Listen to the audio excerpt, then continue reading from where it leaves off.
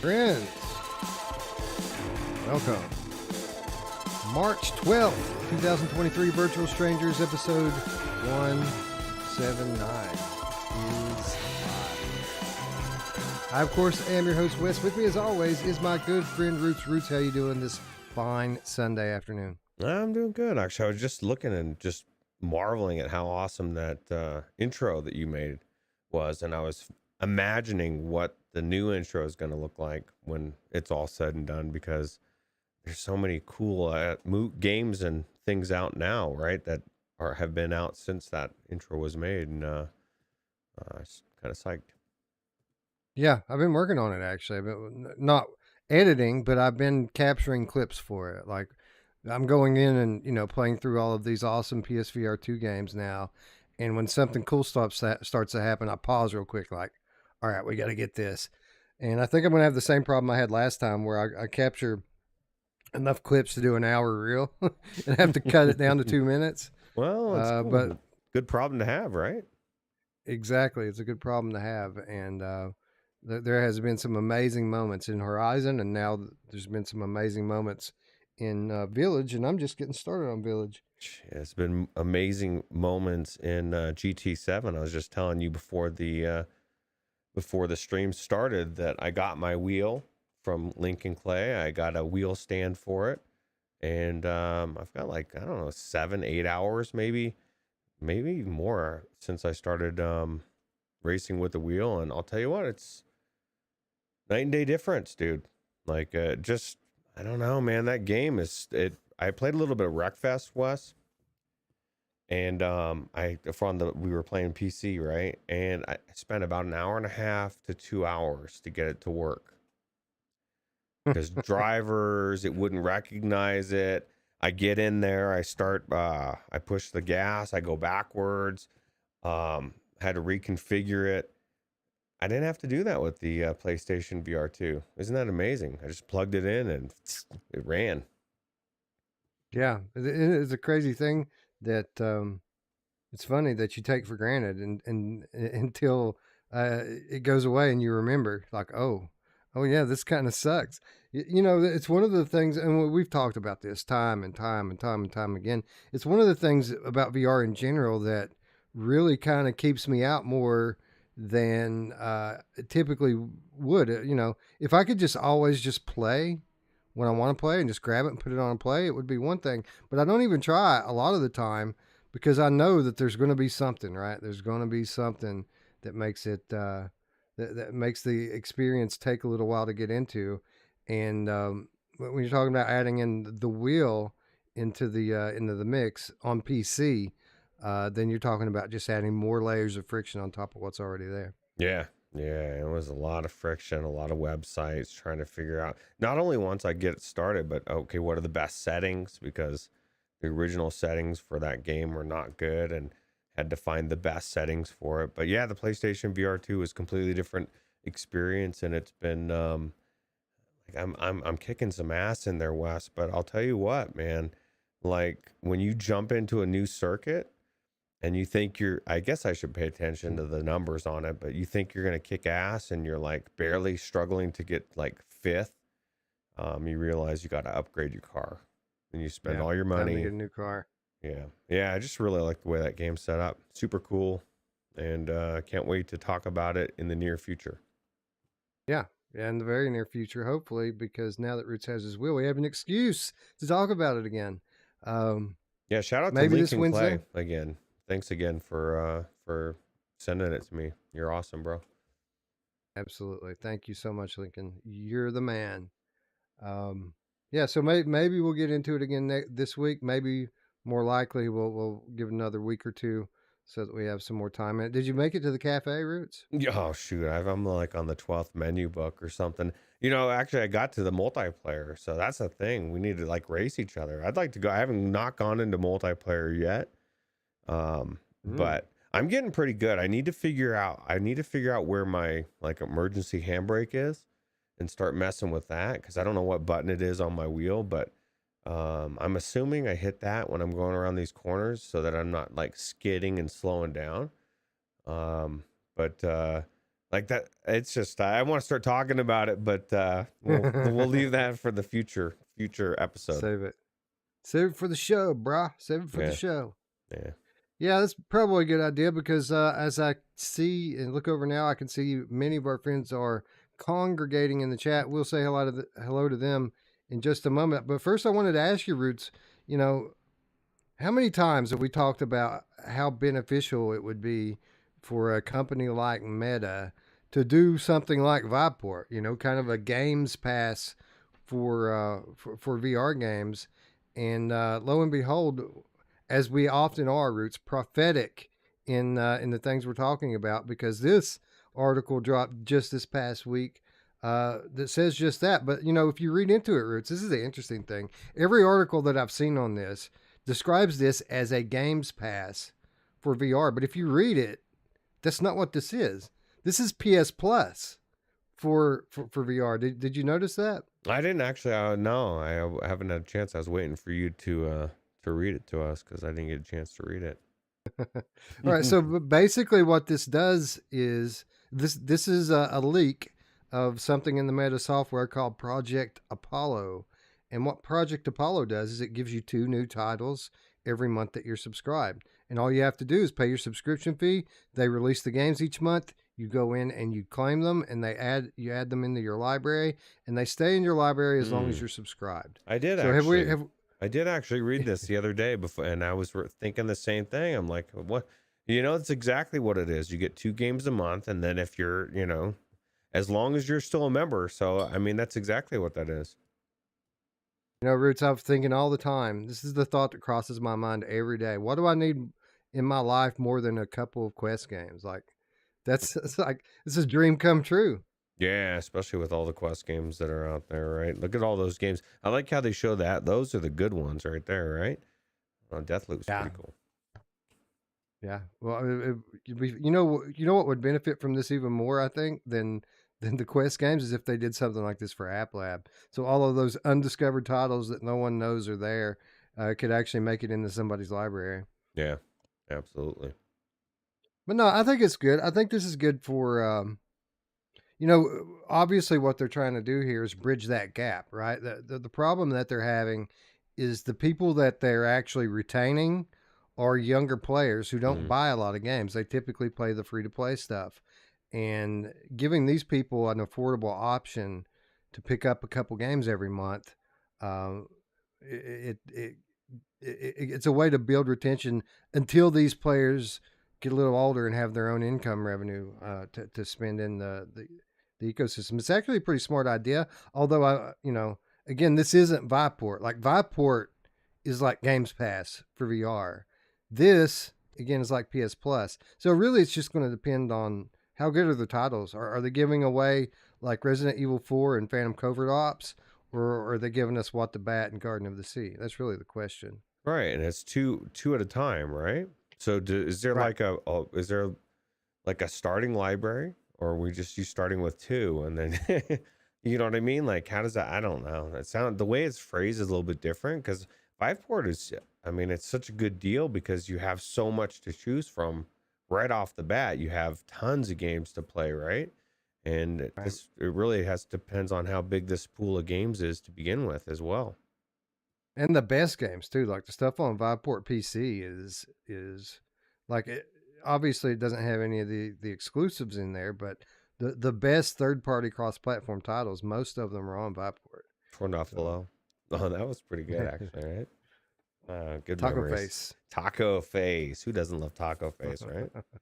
We need to do another one of those episodes for old time's sake, man. It's been a while since we shit on Viveport. Yeah, it's been a while since we've played any of those games, like see, that was the fun. It's like, okay, how bad is this game going to be? And sometimes you find good ones. So just never know. Yeah. So Space Cats with Lasers, for example. Yep. Bluebell says she doesn't trust this. And I see why. How many games do we have recently where they just disappear? They just take it off your list. I don't know. That's true. It's they'll let you keep it until they decide you can't keep it anymore. Yeah, and they're just like, oh, never mind. We just changed our mind. You just lost them all. Anyway, I just thought that was interesting. Something to keep an eye on. that I do think will be beneficial to the Quest ecosystem overall. You know what would be more beneficial, Roots? New games, good ones. Yeah, yeah. That retention would be really good. You know, I just think there's a lot of people out there that get in there and they just don't they're just used to playing a lot of more different types of games, and they just end up getting bored. You know. So James in the chat says, I've decided I'm waiting for someone to get Switchback working on motion rigs before I pick it up. You might be waiting a little while. I actually discussed this personally with one of with the game director behind Switchback. Hmm. They're interested. They're interested in putting the telemetry data into the game, which is what you need to get it working with motion rigs. But it's not going to be there at launch. If they do it at all, it'll be a little while. So, do you really want to wait? Because Besides, I get, I don't know. I guess you must have a motion rig, James, right? yeah, right. James must. Because if I did, I might feel the same way. Although I don't think I'd be waiting. I'd still want to go in there. Not at all. Yeah. Because I mean, that would be the ultimate. Of course, it would be amazing. But I mean, we already get face haptics and adaptive triggers and all kinds of other cool stuff that's going to make that game awesome. Yeah, absolutely. Anyway, we can talk about that later. Let's say hello to our friends in chat so we can get this show on the road.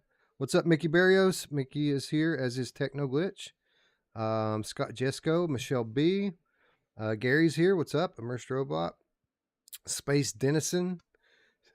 Gary says, geez, I would love a y'all too. Wouldn't we all? I would like too. even if it only worked great on one title, I think I would keep it just for that because it would be so amazing. GT7 would be one alone. That'd be enough. Yeah, that would be enough. You're absolutely right. Yeah. Beard of Power is here. Paradise Decay is here. PD got to play Switchback this week, Roots, at the studio, nonetheless. I know. I was throwing tables over it. I would rather. I want to play that game. I'm ready to play. I think it's time. It is time. It is time. And again, we'll talk about that a little later. VR Spry Guy's here. Hope you're having a good day, Spry Guy.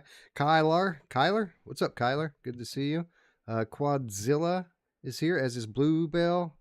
Paul Bellino is here. Phil Yarn is here. What's up? Xenomorph is here. Beard of Power, of course, excited for Switchback. Decepticon is here. Four Willin joining us as well. Let's see. Four Willin says you can use the joystick option to use the motion rig as well. The problem is that this is a rail shooter. You don't use your joystick like that. Let's see. Scott Jesco, the PSN Harry fella. PSVR Game Cat for life. He says that would be cool. James says yes, he does have a Yatu, and I just want to throw it out there. If anybody wants to send me a Yatu, I'm open to it. Just contact me. Yeah. Our address is in the description below, and so is our PayPal if you just want to send us the cash to pick one up. Yeah. You just send it on over. We'll have to put it somewhere in like Missouri, I think, Roots. So that somewhere in the middle. Like, yeah, somewhere in the middle, so we can both use it.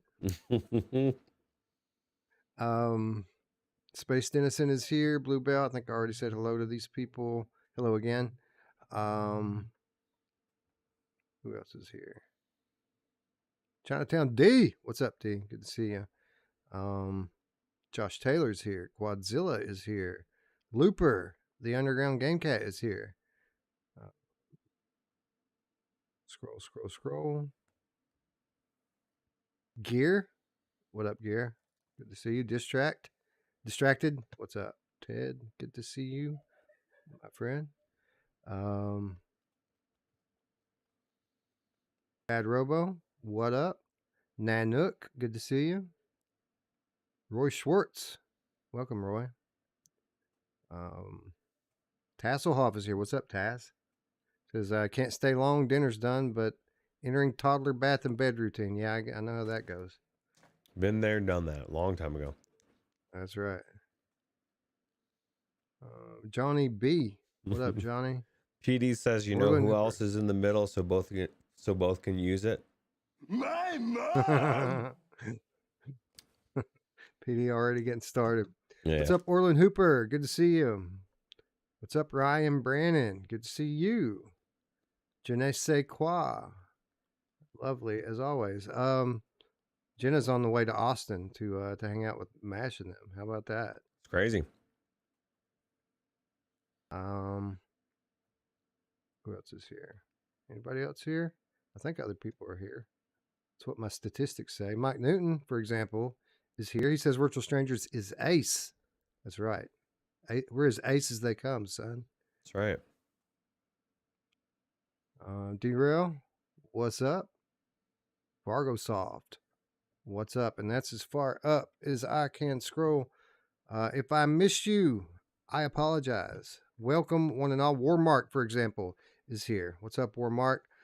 Fourth Wall Breaker is here. What's up, Fourth Wall Breaker? Ray Delator is here. The Old School Game Cat is here. Roots, all of our friends are here. Like Mark Pringlesleaf is here. And you know why people are here? They're here to hear us talk about some VR news. So why don't we get started on that? This grand firmament hangs by a thread. You.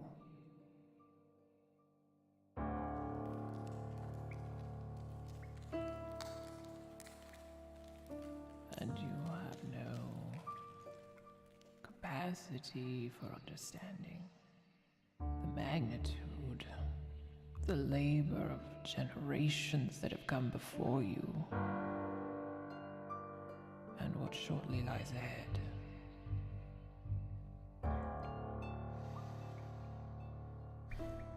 I could have mentored you, passed on the knowledge that was passed to me. But now I'm dead.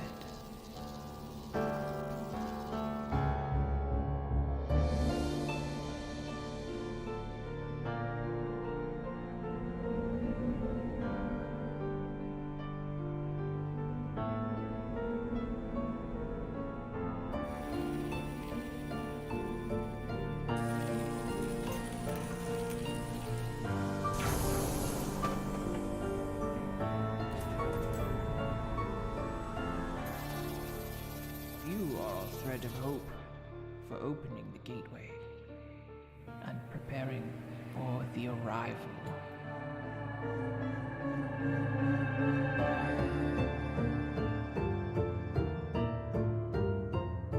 Vite dilationem effere recurit firmamentum.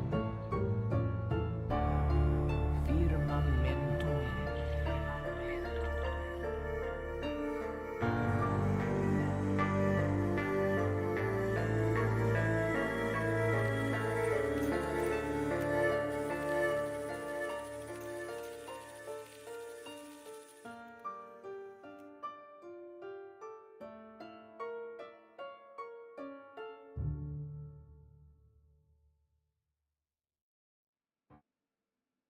VR adventure Firmament releases in May from the studio behind Myst and Riven. The story by Scott Hayden from Road to VR. Cyan, the studio behind iconic puzzle adventure games Myst and Riven, garnered their fair share of success with their April 2019 Kickstarter campaign, which sought to bring to life their next VR-compatible title, Firmament. Now, Cyan says the long-delayed game finally has a release date, May 18th. And my mouse sucks, Roots. I got to get a new one. You keep saying that, dude. You should have got one by now. Order it today, Right. and then it'll be here before the next show.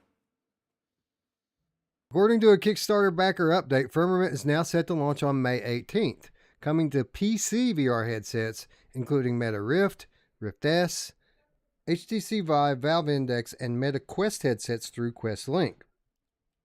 A flat screen mode is also available for play on Mac OS and Windows. A previous version of this article claimed that it was coming in March. However, this is untrue, as the game is confirmed to release Thursday, May 18th. The studio says it's also set to target PSVR 2, PS4, and PS5 at some point down the line. 2 months ago, the studio released an extended look at some of the game's pre-production footage, which we actually covered on this channel when it happened. Roots, this trailer we just watched, how old do you think that trailer is, first of all? 4 years old. 5 years old, Oh dude. my That, God. that thing came out 5 years ago. That's how long we've been talking about this. Literally, we've been talking about this game the entire time that we've been doing shows on YouTube. Yeah. Scion's been waiting for a long time too. Space Dennison says it's his game, but it's not. Scion says it's not his game, but he's a huge fan of Cyan games and is super hyped for it. And he's probably one of the only people that I know will go into the game and probably not have to look up something, or he'll just blast through it. You and him. Everyone else is gonna have to struggle probably. Well, shout out Scion for bringing this to my attention. Like the minute this hit the Kickstarter wire, Scion was in my DMs. Like, dude, it's coming. So excited, Roots, but it's another one of these dilemmas. Like, do we play it when it releases for PC, or do we wait for PSVR 2, quote, down the line? I don't know, man. That's a good question. Do we slum it with PC VR, or do we wait for the best version of it with OLED panels and bright colors and just an amazing enhanced version? That's a good question. I'm surprised it's even coming to PCVR, Roots. Did you hear PCVR is dead? Oh, I did hear. I think Linus even said that. No, he didn't say that, but he did say he did have good things to say about PlayStation VR too, which is good. Now the Steam VR usage numbers for February came out, and I didn't read exactly what they were, but I read all the headlines. The headlines were that PCVR is doomed. Well, just because people don't turn their TV on doesn't mean for a month doesn't mean that they're done watching TV, right? It just means they're doing something else. Exactly. All it means is that the Prey Dog mod's not out yet. That's all that means. Yeah, it is kind of weird though. It's one of those things though that we were talking about. There's not many games that have been coming out for PC VR for quite a while, and so everybody's doing other things. They're on the PlayStation VR right now. They're maybe doing mods, but they do need to start getting. Well, I guess we got Vertigo 2 coming at the end of the month, right? That's right. Beef things up. So yeah, and the Walking Dead Saints and Sinners Chapter 2 Retribution. That's true. To PC as well this month, and among other things. I mean, the games are starting to roll in. Yeah, I think it's funny how that people jump to these conclusions in February, the month that PSVR 2 came out, like it's all it's been about so far in the last month is PSVR 2. So like I wouldn't be shocked if PC takes a little dip for a minute, because the thing we know about PC gamers is that they're willing to spend money to have the best experience. So if you've got PlayStation over here coming out with a bunch of AAA VR games, where do you think these people are going to be playing at? Obviously they're going to move over and play where the games are at for a little while. Yeah, and like Gary said, there's still a massive PCVR library regardless, and he'll be playing Elite Dangerous until he dies. You know what's crazy about Elite Dangerous? I would go back in there, and I need to, because I've got a completely different rig than when I first bought it and played it. It took me 2 hours to figure out how to like really fly the vehicle properly, right? And because it's so detailed, but it's such an awesome, expansive experience. Like, I don't know, I'm daunted, Wes. Yeah, well, that I've never played Elite Dangerous, and what you're describing here is exactly why I've never played it. It was cool though, man. It was cool, even back on my old rig with a 1070. I can only imagine how cool it would be with a 3080 Ti. You know what's going to be cool? Firmament, and I'm not going to wait for it to come out on PlayStation VR, by the way. We're going to play this as soon as it hits the wire on PC VR with my beautiful 3080 and my HP Reverb G2. Excited for this game, Roots, because these are the OG Mac daddies of all gaming or puzzle games, all right? Like, not just VR puzzle games in general, and they've already given us some classics in VR like Myst and Abduction, which is awesome. But this is the first time that they're developing a game with VR in mind. Those other two games that they brought over, as great as they are, were designed primarily as flat games and ported over into VR. Not going to be the case with Firmament. Firmament's going to be a full-fledged puzzle game developed with VR in mind. In fact, I think, didn't we report it for a little while as being like VR exclusive? I think that's at least how it was marketed at first. Yeah, and now it sounds like it's not with the PS4 and PS5 at some point down the road. I definitely going to be amazing. I can't wait to check it out. I know that, like I said, you said those other games were really cool, but this one was built from the ground up for VR, and they obviously know how to do puzzle games. So, I wonder if it has a Steam page yet. I don't know. That's a good the way they market, yeah, I don't think it does. Because I wonder if you're even going to be able to get it through something like Steam at first. Like right now, it's people who bought it on Kickstarter are getting it. Plus, there's a new, since the Kickstarter ended, there's another way that you can pre-order, I'm pretty sure. But I don't see a page for it on Steam. Oh, that's weird. Just a second. I'll find out where we can buy this thing at. No, you would think Firmament. Scion would know about Cyan. Scion backed that Kickstarter like immediately. Hey, it's like me with Lo-Fi. If I back the Lo-Fi, do I get the PlayStation VR 2 version? Probably not. All right, so we're going to the Cyan Games Firmament website here to see what they've got listed, and of course the thing isn't even loading. What the hell? James says PCVR kicks butt. It opens the door to a lot of extra steps, potential friction, but the payoff is great. And there's just a massive library to choose from. It's definitely great. It's just the thing is the big titles that, it's just, there's a reason why there's not as much activity right now. There's just not many people doing so many other things. So hopefully they'll start bringing back more and more titles. Kind of like, Vertigo 2. I don't see anywhere on their website here to order Firmament, but I do see where I can order a Firmament coffee mug, Roots. How about the soundtrack? Yeah, I don't know. It's probably on there too. Let's see. Well, I was going to try to push people into ordering this thing, but yeah, man. Watching that trailer, that the opening that Wes put together with Stormland and Asgard's Wrath and all these amazing titles that were PCVR that, at the time that's where the best of the best games were. And then it just, for the last, I don't know, it's been 3 or 4 years since we've had anything like that, right? So of course everybody's gravitating towards PlayStation VR 2 for now. Yeah, for now. It's cyclical. We've talked about this time and time again over the history of our channel. It's cyclical, right? Every platform has its time, and PC will have its time again for sure. Yeah, absolutely. Okay, so I don't know, man. You can't get it on. You can't get a pre-order on Kickstarter anymore. The only other thing I see here is like Fan Gamer. Scion says he thinks there's going to be another announcement for supported stores. Definitely Steam. Yeah, you would think so, right? I mean, it'd be kind of difficult to have a game, a successful PC game, and not have it on Steam in some capacity. But I guess we'll find out soon enough. You guys just, I guess, just subscribe to Virtual Strangers if you want to know more. I'm sure we'll be covering it when we have more to share. And we don't have long to go now. There's 2 months, and the thing's going to launch. So yeah, stay tuned. Absolutely.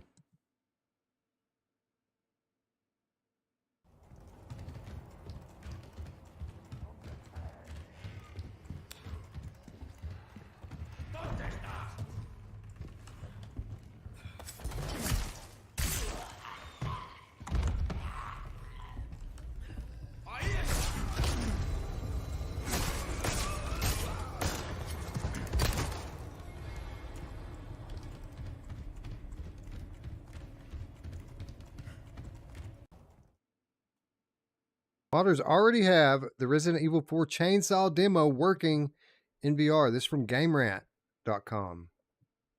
Hot on the heels of the release of the Resident Evil 4 chainsaw demo, modders announced that the terrifying teaser is now fully playable on VR on PC.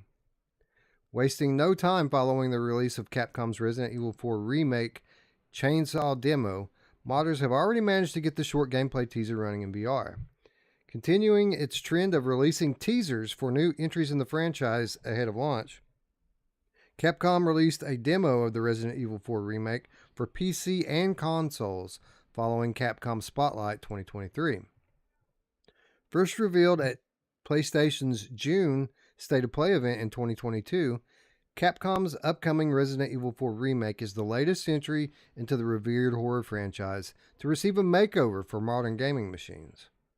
Following a pattern established by the well-received remakes of Resident Evil 2 and 3, this latest trip back to the series' past appears to keep many of the elements that made the original game a fan favorite, while updating the gameplay and overall design for modern audiences. While many longtime fans will undoubtedly be excited to revisit one of the horror franchise's best entries, players who love the original Resident Evil 4's cheesy storyline may be slightly disappointed by the remake's seemingly more serious tone. Announced on Twitter by Flat2VR, a modding community dedicated to bringing full VR support to existing flat screen titles, the Resident Evil 4 Remake's Chainsaw demo is now fully playable in VR on PC thanks to a simple, free mod. Available on the GitHub page of popular VR modder PreyDog, PC players need only unzip a single file into the directory where the demo is installed, and they'll be able to experience the terrifying demo with full VR support.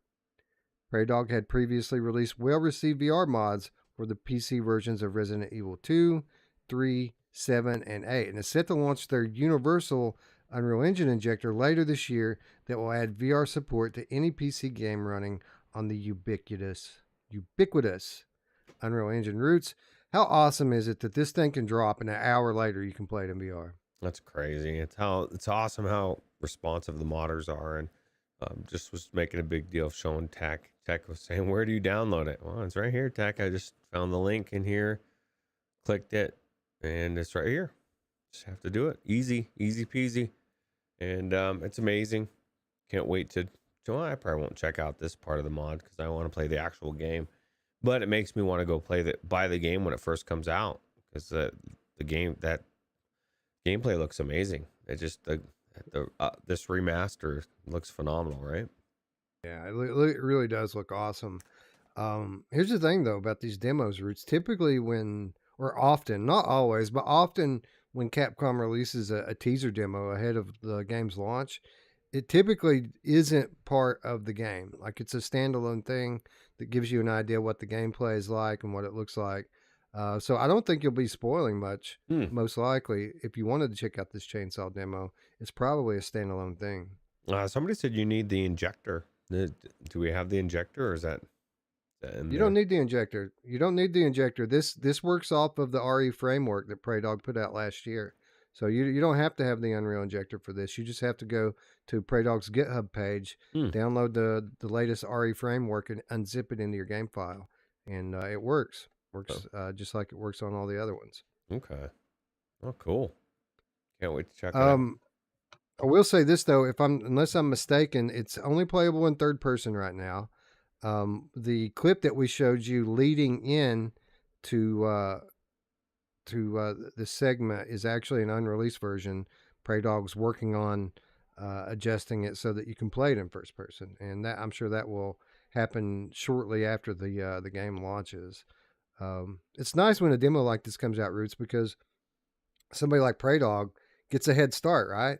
Right. Like, if he waits 5 minutes, Luke Ross might cut his legs out from under him. So it's nice that this is going to be playable on launch, at least in third person. And I bet we don't have to wait very long at all to get the first person mod, as has already been done on the other releases. So I imagine this is very similar to those. Speaking of Luke Ross, I've been thinking I need to get back into that Harry Potter game, and and put some more time into it because it's been a while, and I just got the big thing where I could, you gather your pets and stuff, and you have this huge world to put them in.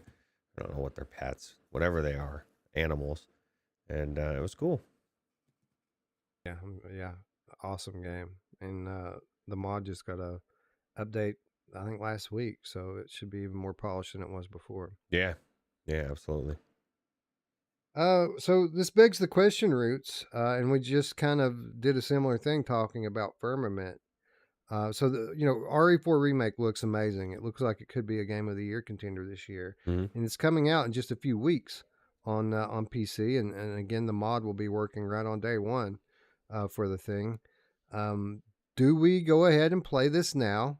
Play the mod on PC, or do we wait for the official PlayStation VR version to drop later this year, most likely? I'm not waiting for the VR mod. If I was going to play, I would play it flat. If I had already decided I want to play this game. It looks so good and so amazing. And if I can play it in VR instead of flat, then I'm definitely not waiting. Because I don't think I'm going to I have a hard time finishing games anyway. So Right. I'll play like a quarter of the game through PC, and then I'll stop, and then I'll go when it comes out on PlayStation. I'll be like, yeah, I'm glad I waited for the best version, and I'll go and play half of it and stop. Probably. Yeah, I did something similar with Village, and I think that you're probably right. That's probably the approach that I'll take. I won't be able to wait just to get in there and see what it's like, but I won't play so much of the game that I'll spoil it. Right? I'll stop and after 5 or 6 hours and wait at that point. What I think is pretty cool about this is there was some debate about whether or not the official VR support would include the full game. Because the first time they announced it, they said that it was getting VR content. They didn't say that it was going to be the full game. I got to think that a mod like this that puts the whole game into VR almost kind of forces their hand, doesn't it? Like, I mean, they have to be able to live up to at least to what the modders are doing. They're a AAA game company, for crying out loud. They're going to want the best version to be out there, their version, and it will be the best version. And they've said it was the VR mode, right? Which is pretty much what the same verbiage for the other ones. I don't know why they would do 8, 7, and then not do it for this one. So okay, so I have another question for you, Roots. Prey Dog, with these Resident Evil mods, typically we'll mod them so that you can use full motion controller support. So your hands are your hands. You still have to use button press interactions, but you're able to aim down the sights with your gun and stuff like that, block with your hands, this sort of thing. But we also know that over the last year, many of these cross-platform releases that have DualSense support on PS5 are also now getting DualSense support on Steam. So you get all the advanced haptics and adaptive triggers, everything that comes with the DualSense controller on PS5, you can typically get on Steam as well now. So my question is, Roots, if you have the option to play with like Quest controllers or play it with a gamepad, but now you've got advanced haptics and adaptive triggers, which way do you go? It depends on if I'm playing first person or not. I mean, if it's in third person, then why not just use it the way it was with the controllers, with the haptics and the... Yeah. Oh, yeah. That's part of it. It's a given. I guess I should have said that. Obviously, with the motion controllers, it would have to be in first person. Yeah, because I don't know. I feel like I don't really care if my hands are in there. I don't know. I guess if it's third person and you're using it like the separate controllers, that's kind of weird as well. With a normal schematics of using a controller. So, Lucky Sangera says, I think they should offer 90 frames per second and 60 frames reprojected for all PSVR 2 in the future, like performance or high quality mode, like most PS5 games already do. Let the user decide. That would be good. That would be an awesome option to have. But I gotta be honest, man, the reprojection hasn't been a problem for me outside of like Horizon, and it wasn't really a problem there. Like I've been playing Village, and you do notice it from time to time, but it's not been like an issue for me. So um, it would be cool if you had the choice, and I probably would choose 90 flat instead of reprojected if I had a choice. But it really hasn't been that big of an issue for me thus far. Do you think they'll change that to like because I know Light Brigade just went to 90 native, Yep, right? So I think a that's lot right. of games will change that, or at least Sony will give people options. I guess that's really up to the devs, right? Well, I mean, the other option is they could just make their reprojection system better. Like Brad said, they could do that in a software update and kind of leverage the power of the PS5 a little bit more to make the reprojection actually good. It isn't the problem that they're reprojecting. The problem is that it's noticeable. Mm, So they just need to kind of refine it and make it better. yeah, I'd rather have 90 myself. I of course I don't notice a difference. Like Skiva and other people have said that 144 hertz makes a big difference, and so I for for the index, I've never really experienced much that I would notice if 120 was better than 90 as far as reprojection wise, right?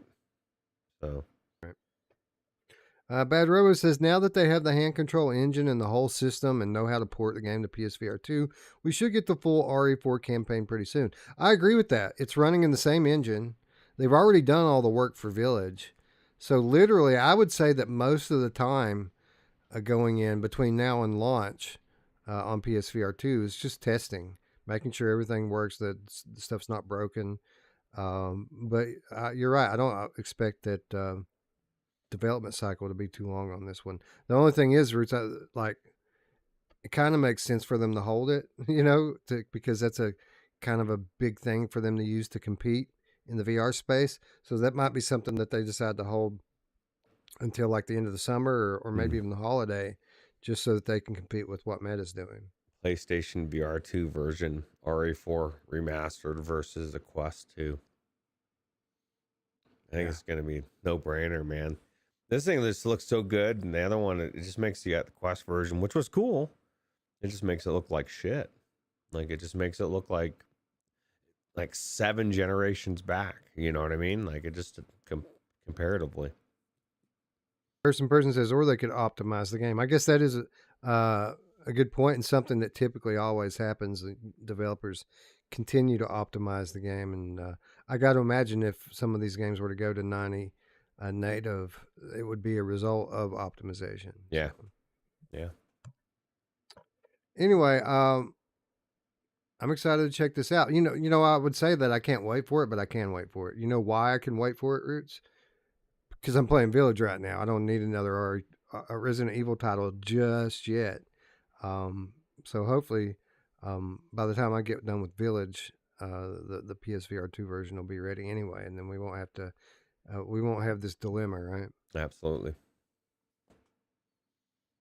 Anyway, that's awesome. Stay tuned. We might end up just playing this demo just so that we can maybe stream it for people or talk about it on a future episode. So again, stay tuned for more on RE4 VR. There is lots more to come on this title.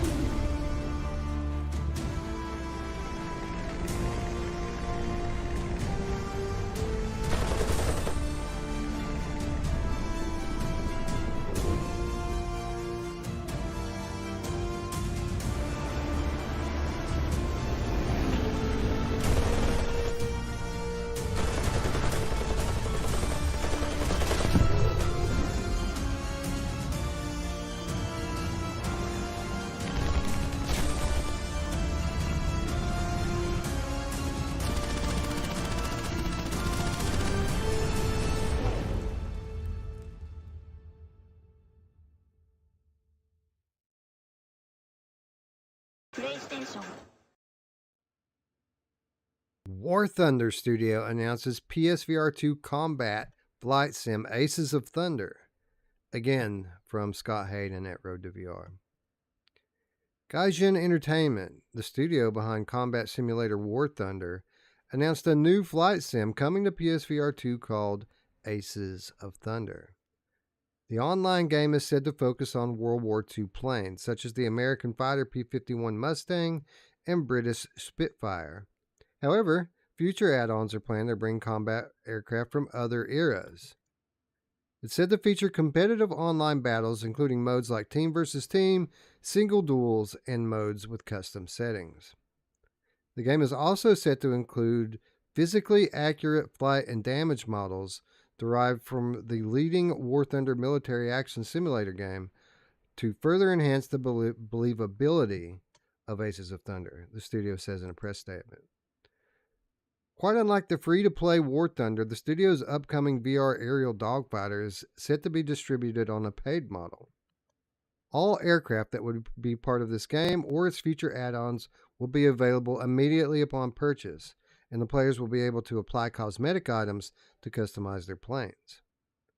The VR game is said to be made specifically with capabilities of PlayStation VR 2 in mind. And while Gaijin hasn't mentioned other platforms, it's only advertising PSVR 2 support on the game's website. Gaijin is developing Aces of Thunder with a new in-house team whose members have experience working on War Thunder, the studio says.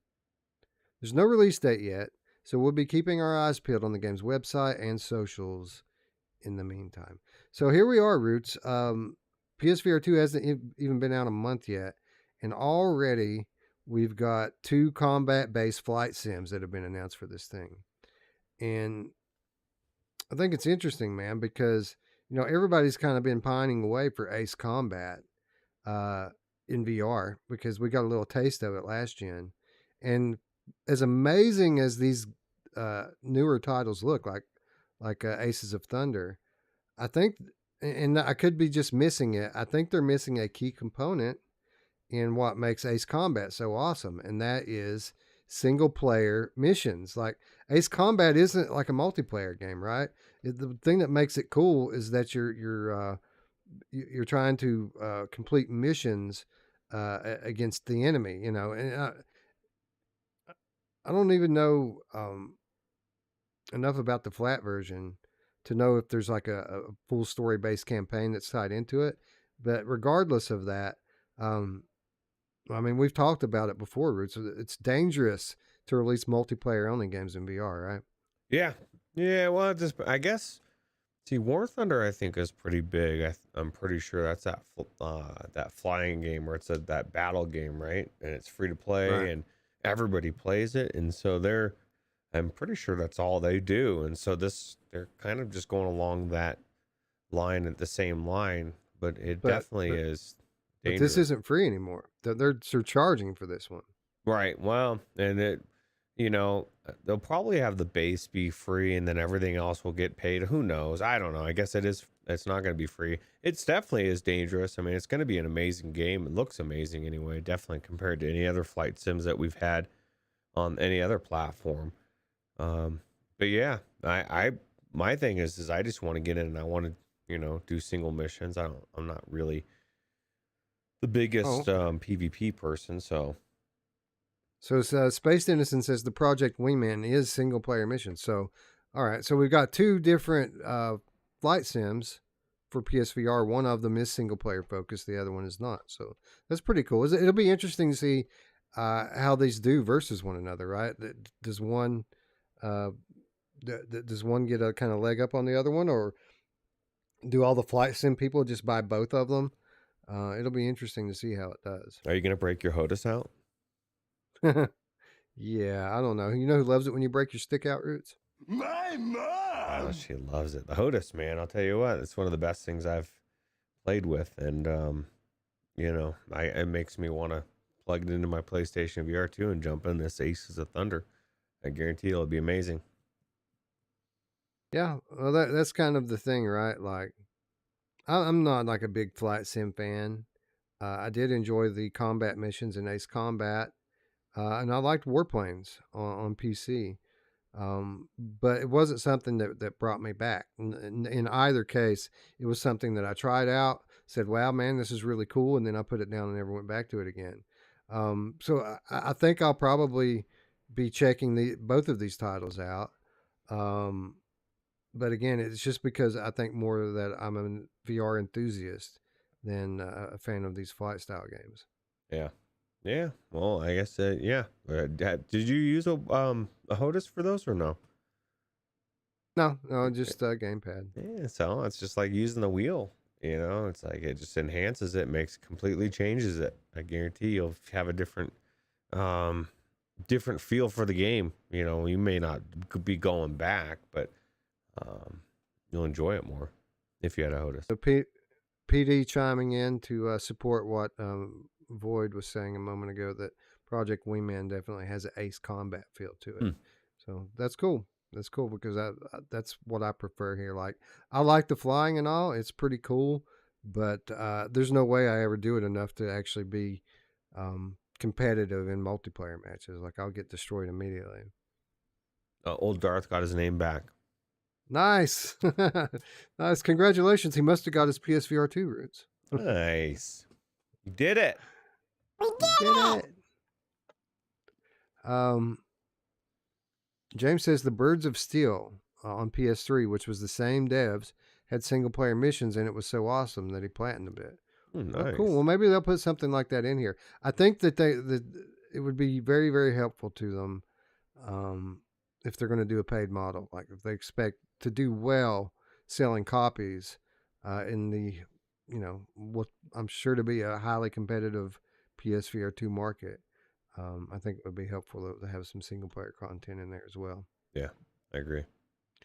Scott Jesco says Ace Combat was Ace. It was, man. It was great. I think I played through those missions twice, maybe 3 times. I did go back to it a time or two just because it was so awesome. The graphics were so good and it was fun to play. What are your thoughts on Squadrons coming to PlayStation VR 2? I think that would be incredible. With the OLED panel and the colors and the deep blacks, like. And I played it with the HOTAS, and it was actually really good with the HOTAS, man. I guarantee you that game is designed to be played with a HOTAS. That's like saying HOTAS. Yeah, that's my favorite flight sim I've ever played is Star Wars Squadrons because it has a story-based campaign roots. Right, there's a reason to play through it, right? Yeah, exactly. And then if you want to do the multiplayer stuff, you can, which I don't think I ever did one time. I think I just played the story content in that game. We actually did one night. Scion put together a thing, and that was pretty cool. Yeah, I remember now. We got into that for a little while. Not we, as in me and you, but like our community really got into Squadrons for a little while. Mark Pringlesleaf says, Wes, I would be the same. I would doubt I'd even get a kill. I'd be target practice for everyone in the game. Exactly. Well, I don't have time to get good, son. Well, this is the thing. Somebody's got to get, like, you have a good attitude. Like, okay, you die, you're helping somebody else win. It's a win-win. Just come fly by Roots. And they'll shoot you a couple times and pad my score.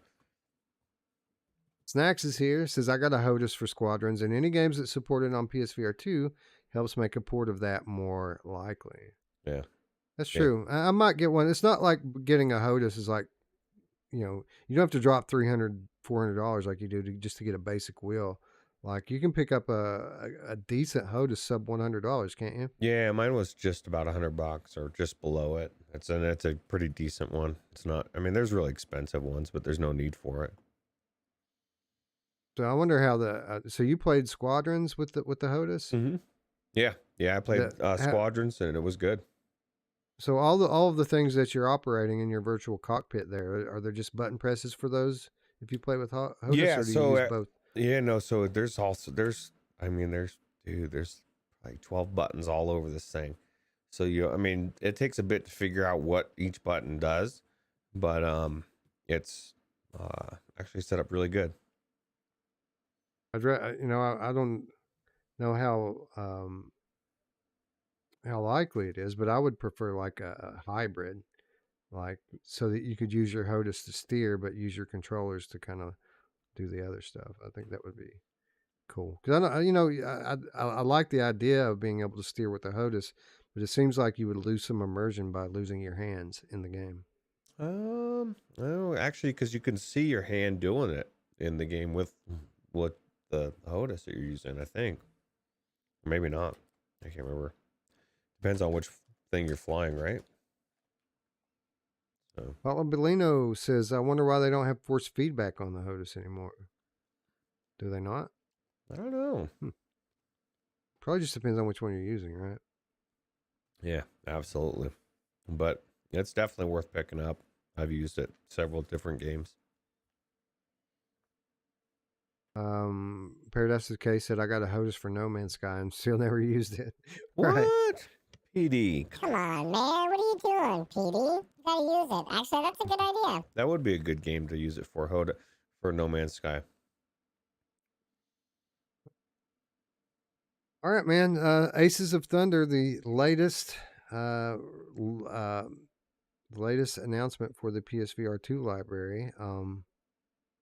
But I'm sure that many more to come. I'm sorry, I got distracted by the chat and lost my train of thought.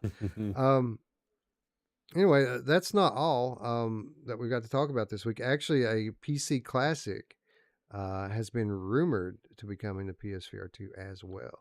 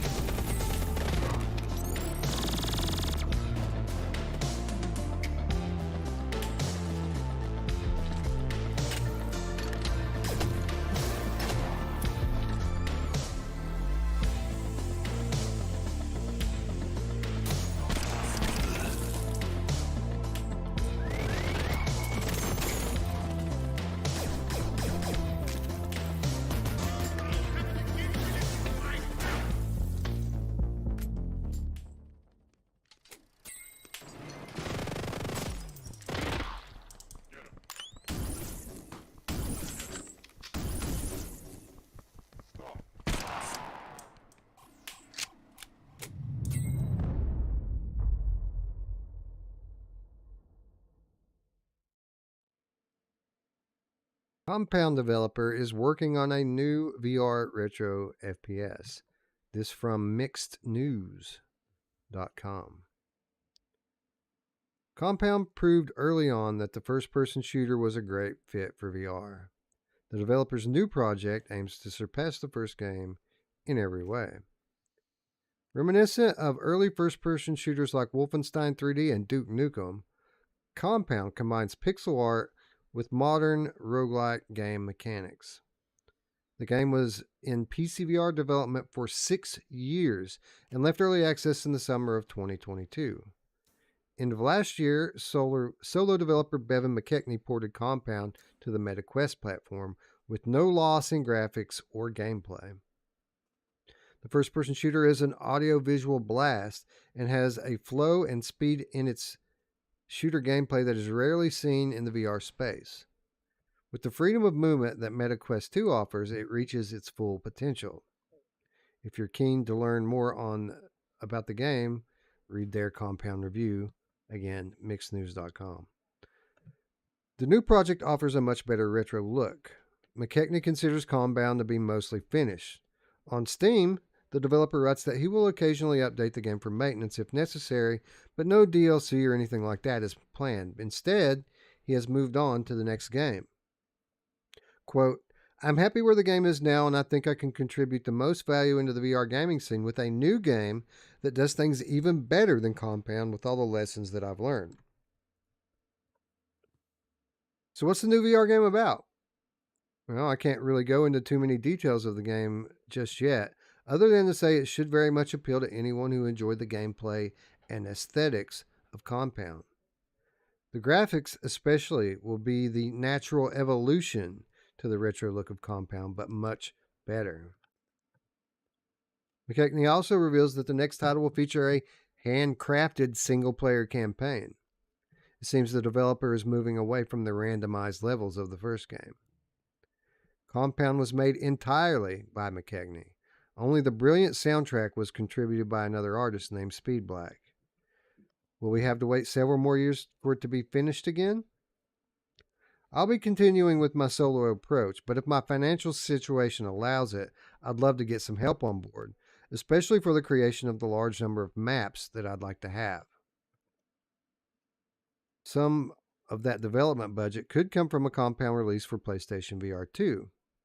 McKechnie won't announce anything of the sort, but tells me that things are moving in a positive direction on that front. Compound is available on Steam and on the MetaQuest store for MetaQuest 1, 2, and Pro. It costs $20. Roots, how good is Compound, bro? Oh, it's amazing. And you just heard it right there. If you want to get the sequel or whatever this new game is, it's only $20 to buy Compound. Every bit helps him get to a place where he can do it solely, or he can get some help if you help him out, right? But yeah, it's an amazing game. You can just see from that trailer.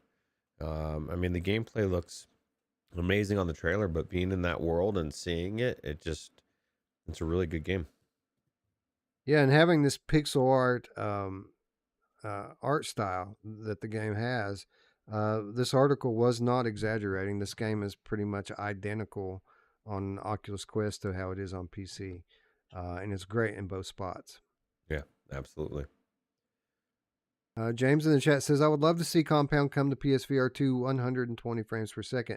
Yeah, you'd think that he'd be able to pull that off pretty easily. I did reach out to the developer for comment on that, and of course, not surprisingly, got no response.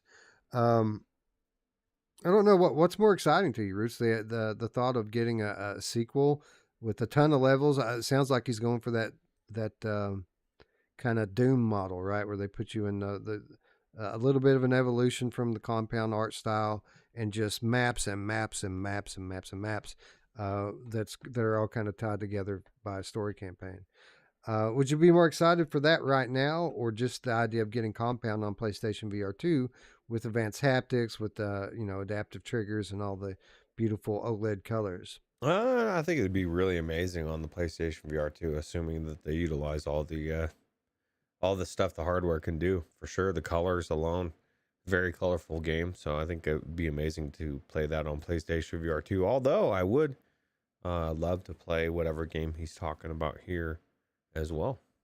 So yeah, I would too. And I think if it was an either or scenario, that it would definitely, the new title would be the more exciting thing because it's new and we haven't played it yet. right. But big picture, this article very astutely points out that it took 6 years for Compound to come out. And if this means that we're getting its sequel at the end of the PSVR 2 life cycle, then I might be a little bit more excited about a port of the original Compound with a few new features. Absolutely. JS says non-randomized means I stay away unless they allow custom levels. It depends on, I mean, it sounds like he's talking about a lot of levels, like one of the best games I played, of course it was flat, but It Takes Two is, of course it's a completely different type of game, but there was so many different types of levels that I didn't mind that I played through them all. I enjoyed every single minute of every bit of the game, and randomized is good. I definitely like that type of stuff, especially in a game like this. But I think if they did it right and there was enough levels, I think it'd be amazing. Shock Troops. Yeah, Shock Troops. It's true. Shock Troops was awesome, and it was completely handcrafted levels, and probably a similar structure to what Mr. McKechnie is planning for this title. Only, again, he said he wants a shit ton of levels, so again, I would imagine it'd be more like classic Doom. Yeah, absolutely. What's up, Tiffany? Tiffany joining us in chat. I think Tiffany's in Austin as well, if I'm not mistaken. Oh, that's crazy. Mash is going to get to meet Tiffany, or did he already do it before? I don't know. I haven't been in a whole lot of contact with Mash. In the few times I've talked to him, we've been talking about work stuff, so I haven't really had a chance to catch up with him on all the cool people that he's meeting. Although I have seen quite a few pictures of him on Twitter from our friends' accounts as well. I mean, there was some maybe Resolution Games tweeted a picture out of all their friends from South by Southwest, and Mash was in those pictures as well. So Cool. guys out there rubbing elbows with some of the elite executives in our industry. Hecklack says somehow I'm a little tired of shooters in VR. It's the more sensible game genre, but it's tiring. I kind of feel like, and we've talked about this in the past, that they overdo genres and they just beat them to hell. And we say it all the time. It's hard to mess up shooting in VR, and shooting in VR is amazing. But Wes, do you think there's a point where people are just like, okay, enough shooters? It's like there's too many of them. Never. I get it. There are going to be some people. And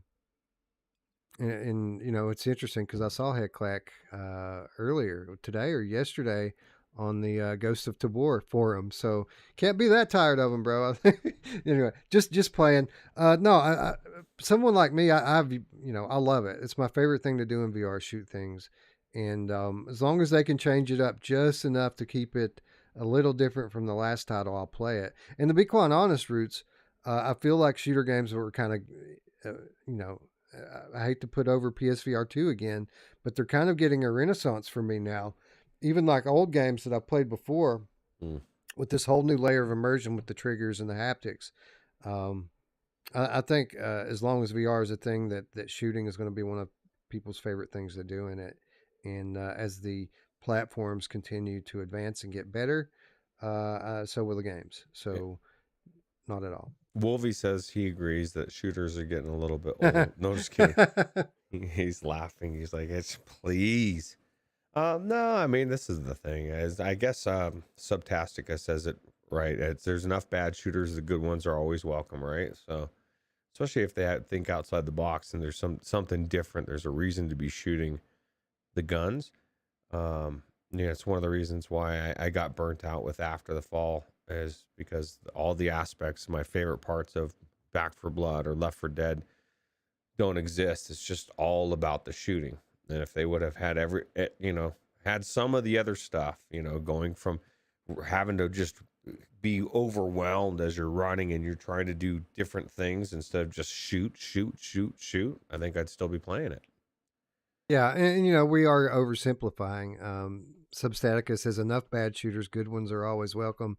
Hecklack says, oh yeah, maybe it's just the benchmark. I don't mind amazing and well implemented VR shooters, but if the gun controls aren't fantastically implemented, it's fatiguing. I think the distinction here that everyone's kind of beating around the bush about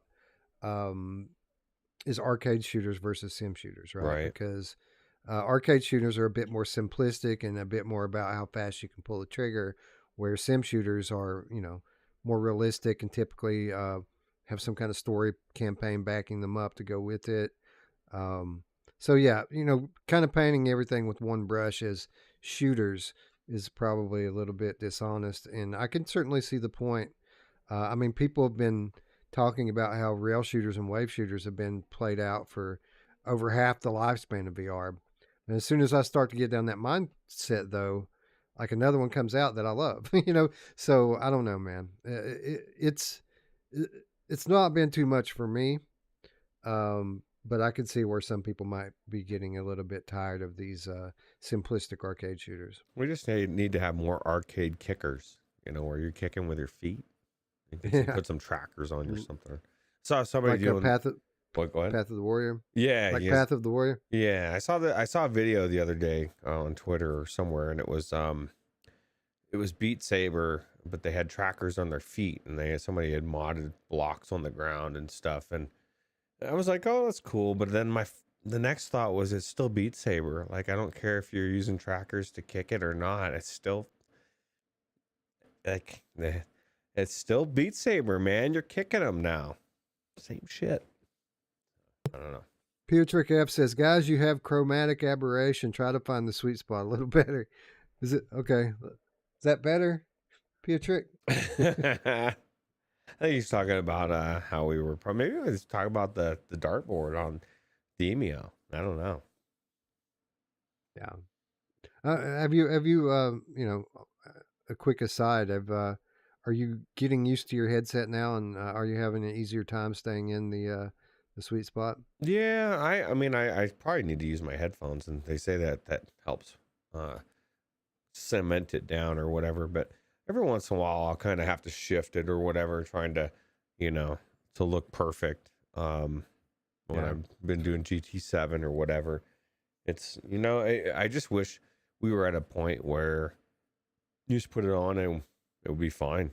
I've never had that much trouble trying to keep the sweet spot, but I can do it. It's just a little bit of work.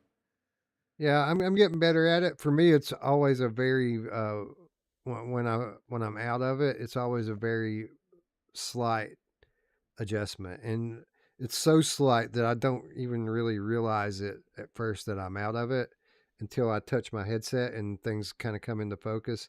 Literally, all I have to do is touch my headset on the bottom, and it raises it up. I guess just a millimeter, Mm. and it brings in a little bit more clarity. Um, for me, the key has been uh, making sure you get that headband low on the back of your head and the forehead rest high up on the top of your head, and just kind of letting the thing hang in front of your eyes. Nobody wants to put That it down at the base of their neck, though, man. Like, that's the biggest thing that I have to, like, corral people. Like, no, dude, fucking put it down. Push it, yeah, They want to put it, like, right here. I'm like, dude, that's not the way it's designed, bro. Come on. right. Yeah, it's made. You're right. It's made to the base is made so that the weight stays up right around where that the Bobo M2 strap puts the weight distribution. It's right there, and then the headset itself is just supposed to hang in front of your face. But my hair, And Wes, I don't want to mess up my hair. I right, guarantee right. some people feel that way, right? I don't have that problem. Yes. I finally busted out my VR ears and put on there yesterday. Would they work good? Yeah, man, they work. As long as you're using the PlayStation VR clips, which I had to find because the thing was configured for my Rift S, and I went to put them on day one and couldn't find my clips, and literally it took me this long just to find them. Yesterday I just said, you know what? I'm going to put those damn things on there, and I just started looking for them and digging through my VR cabinet, and eventually I came across the box, and yeah, they work good, man. They sound good. Okay. And by the way, I've often speculated that maybe I have the only good pair of them in existence because everyone else says they sound like trash. But the Handy Capable Gamer actually bought a pair of them as well last week and agrees that his sound good as well. So there, I'm not the only one who likes them. I think you both probably blew your eardrums out when you were listening to rock music That's when you true. were younger. That's true. I've seen Pantera 6 times, so it's a fair point. Anyway, for what it's worth, Handy Capable Gamer paid like $45 or $50 That's not for bad. them, and That's a yeah, good if you deal. catch them on sale, definitely worth checking out. I guarantee they're better than most people's like plug-in headphones that they use. You know what I mean? So Well, here's the thing, man. I'm playing Resident Evil Village right now, and I don't have anything touching my ears or in my ears. These things hang like Valve Index speakers in front of your ears, and it adds another layer of immersion. Just the fact that you're not feeling that stuff there, and it sounds like the sound is actually coming from the room around you. I think I need to get back in there, Wes. Well, I know I need to get back in there, but for show purposes. But I need to because the last time I went in there, it was just such a shit show of me running around trying to figure out where to go with lichens chasing me. That's crazy. Well, look, I don't want to spoil this Wednesday's show by getting into it too much here, but I will say one thing. I went in there and started trying to shoot those guys in the knees.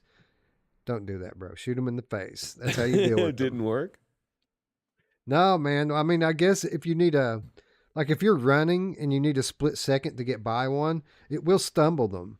But it's not like you shoot them in the knees and they're down and you're good. Like it just stumbles them. Shooting them in the face stumbles them too, though. But that guy, that customer said just shoot him in the knee. Was he wrong? I tried it and then I got killed. And we went back to shooting him in the face and then I didn't get killed. I just need to. Oh man, that game is like something else. I miss Jack. Let's put it Yeah, I that do way. too. Yeah, hopefully we'll get Jack in the PSVR 2 headset soon. You know who loves to get Jack in the PSVR? My mom! Oh yeah, she does. Actually, that's what a couple people have said. You know who else likes it? When you find the sweet spot, is what Paradise Decay My said. mom! Oh, PD. That's a good point. That's true. Four Wheeling says, I like my VR ears as well. So there you go. 3 of us. That's 3 of you guys. 3 of you guys that had your ears drums blown out in your younger years to listen to rock music. There you go. No, man, they're good. Some people obviously got bad ones. Kickstarter backers That's true. mostly, but I still have faith in them. And they're on a fucking fire sale right now. So again, it's not a big risk to check out, and the reward is that you get awesome, off of your sound for your PSVR 2. Yep. Anyway, where are we? Oh yeah. Compound. Looking forward to Compound. Hopefully coming to PSVR 2 later this year, and not confirmed, so don't misquote me there. But I would say that it's likely.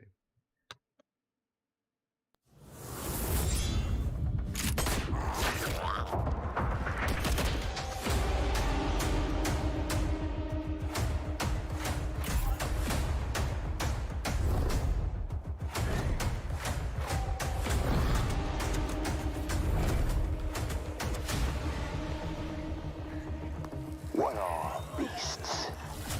What flickers in the mind's eye when you hear the word? Those vacant eyes, clouded over. Those devouring mouths, always slack.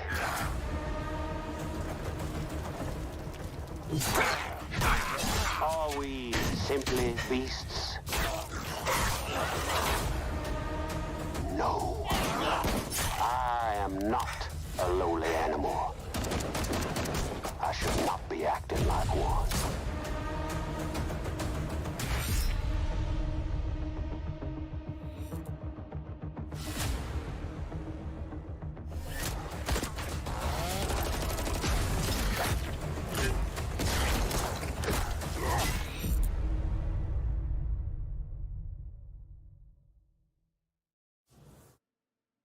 Walking Dead Saints and Sinners Chapter 1 coming to PSVR 2 on March 21st. A free upgrade, but only for the Tourist Edition.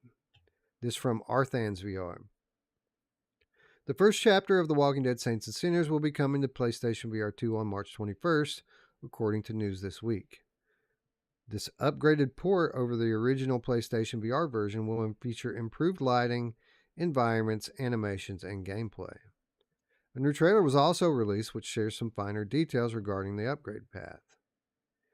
In the trailer, Skydance Interactive revealed that the zombie action VR game will have free upgrades from PlayStation VR to PSVR 2 for players who possess the Tourist edition of the game. For players who purchase the Standard edition on PlayStation VR, they'll have to fork out a $10 upgrade fee. The publisher is also selling a Chapter 1 and 2 Deluxe Edition bundle on the PlayStation Store, which costs $60. That's awesome, right? That is awesome.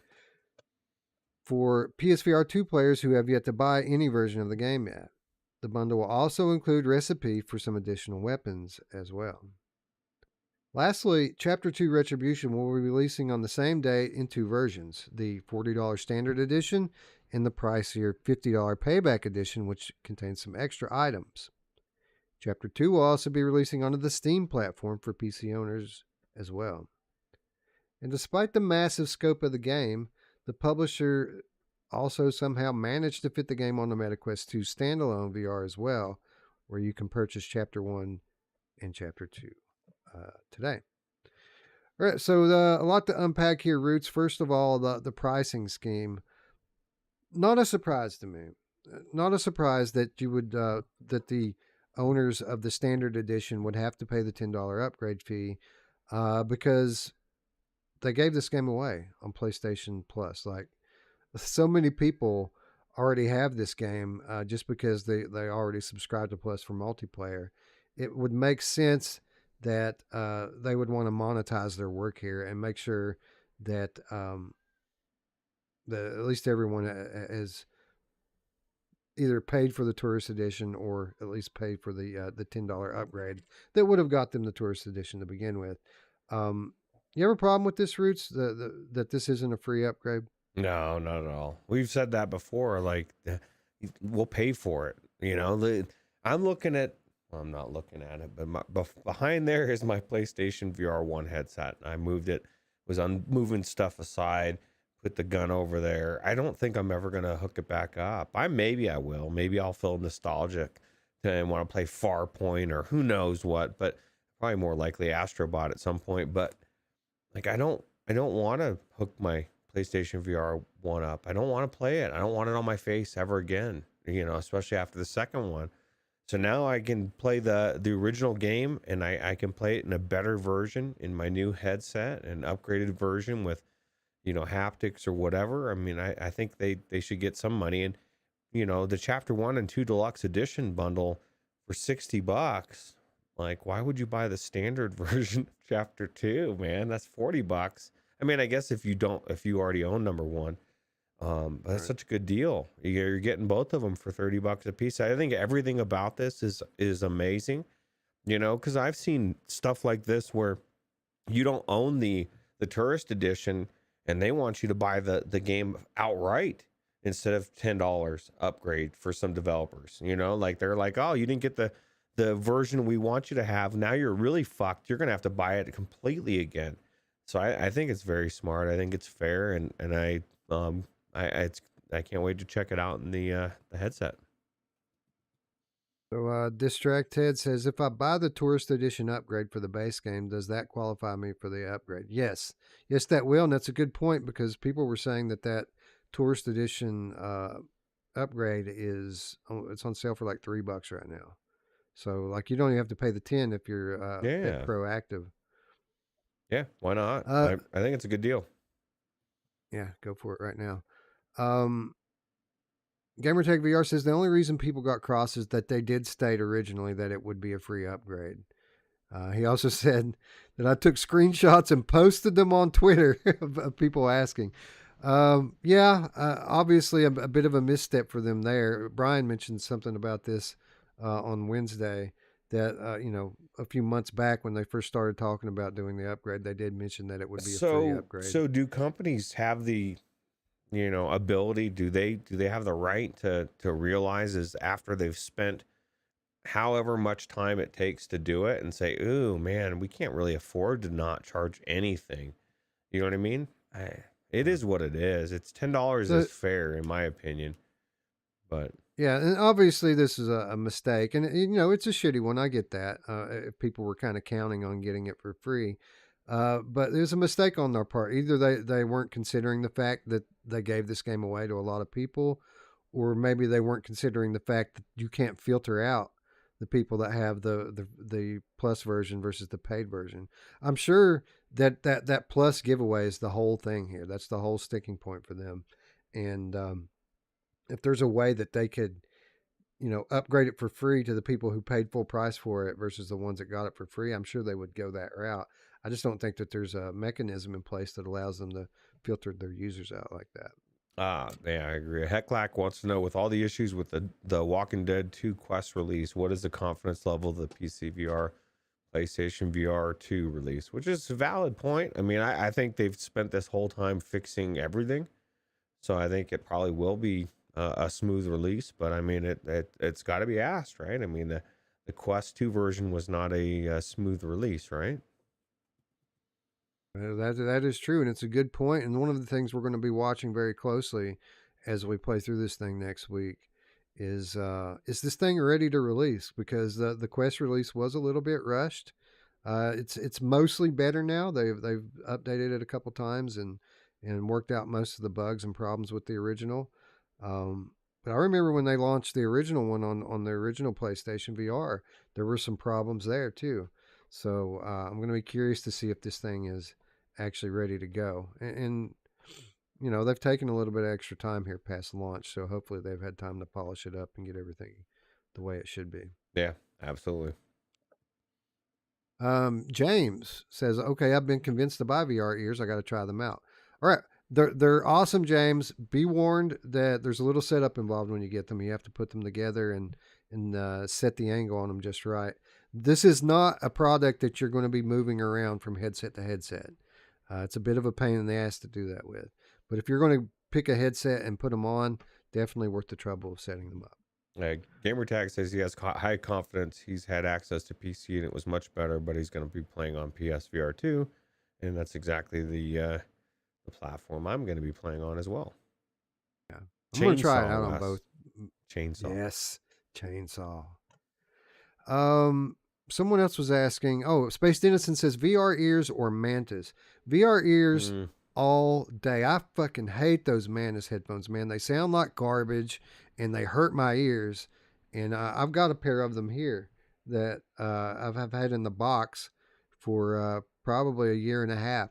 I put them up on for sale on Facebook Marketplace for like 15 or 20 bucks, and nobody wanted them. No. Yeah. Yeah. Yeah, they're not worth 20 bucks to me. Like the Mantis headphones suck. VR ears are way better than those. Well, there you go. There's your answer. Anyways, so let's talk a little bit more, about this title outside of the pricing of it. Yeah, it's unfortunate that they had that misstep and the misunderstanding that it would be free for everyone. But I think the pricing is fair. The fact that you can buy them bundled for $60 is nuts to me. And we've always said this, like, it doesn't have to be free or full paid. Developers have the option of putting an upgrade fee in there, and I have no beef with those. We saw it with Rez and Tetris Effect. I was fine with it there. I'm fine with it here. Not so fine with what Moss is doing and making people buy the complete game all over again. Same thing Gorn's doing. Gorn comes out this week, Roots, and no upgrade path for it. You have to buy the whole title again if you want it on PSVR 2. Yeah, that's stupid, man. I get it if it's like a $10 game. Gorn's not. It's what, $40? Or it was $30 maybe. Ridiculous. 30, I think. Yeah, stupid. Not buying it again. No, thank you. Nope. Anyway, let's talk a little bit about what they're offering here with this upgrade. We had hoped that this wouldn't be a straight port, and then now lo and behold, that is confirmed not to be the case. That they are getting upgrades, and they're very specific about the visual upgrades. Improved lighting, improved environments, improved animations. They even give visual evidence of it in this trailer here. The one thing that they're not so specific about is the gameplay. It says improved gameplay, but they have offered zero details about what exactly that means, and I thought that was kind of weird. That is weird, because what you would want is haptics, and you would want adaptive triggers, right? But my thought would be, and you can correct me if I'm wrong, but if they had adaptive triggers and haptics in there, enhanced, they would be talking about it. They wouldn't just be saying enhanced gameplay or whatever they just said, the generic term. So I don't know what their enhanced or improved gameplay is, but yeah. But I mean, to be fair, that it says everything is kind of generic: improved lighting, environments, animation, gameplay.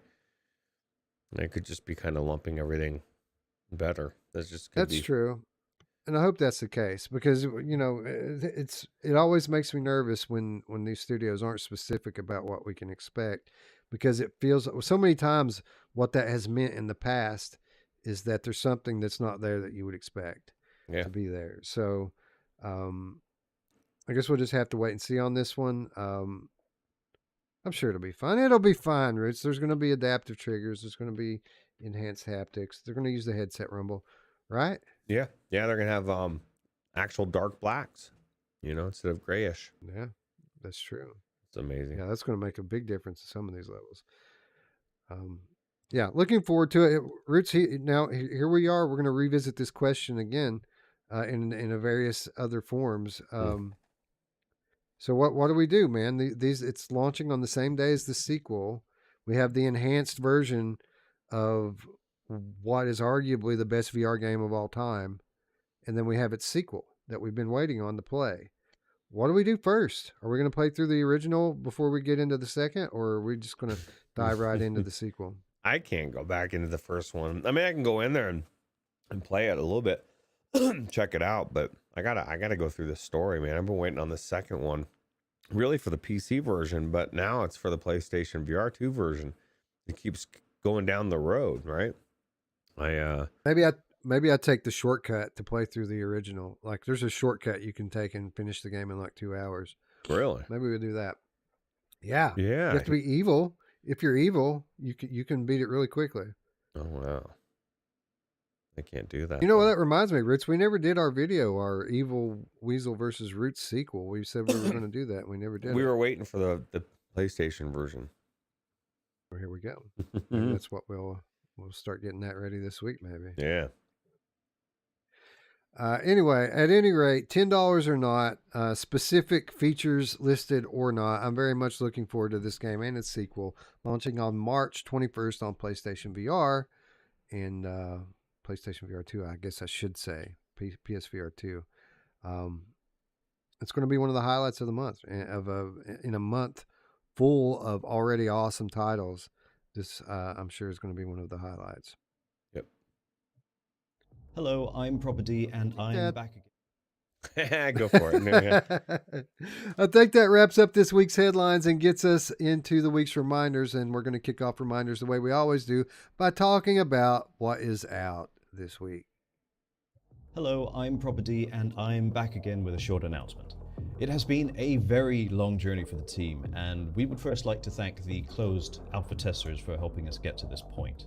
But now it's time to bring in the heavy guns and test the capabilities, or lack thereof, of our servers. So, starting today, we are officially in open alpha for anybody who can play on PCVR, Steam.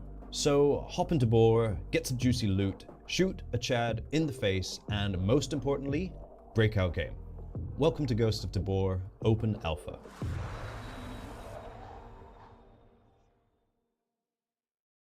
Mine. Oh, hey, Tarkov inspired.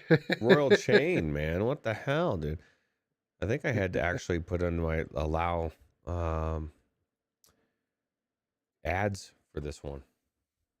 Oh, yeah? Yeah, I had because I have an ad blocker, and it was like, no, you can't do it. I was like, all right, of course, there's an ad popped up on there. Jerks.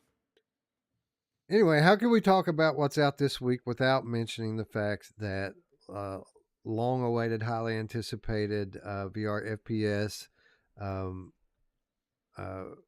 Ghost of Tabor has now entered open alpha as of, I think, 2 days ago? Mm-hmm. Or maybe, yeah, it was the day before yesterday. People have been waiting to play this one for some time, and I guess I should specify that the open alpha is only available on Steam. And I wasn't even going to bring it up, Roots. I wasn't even going to bring it up because the open alpha was only scheduled to last through tomorrow. So, I mean, how are you going to put people on the game tonight and then have them give it up tomorrow? But the good news is that the alpha has just been extended through Wednesday. Wow. So basically, everyone that goes on to Steam right now and requests access to this alpha will be granted access to this alpha. And you'll have a few days to play it. And not only, Roots, will they have a chance to play what we had a chance to play last week, but they'll also get a fairly significant portion of the new island map that we haven't even had a chance to check out yet.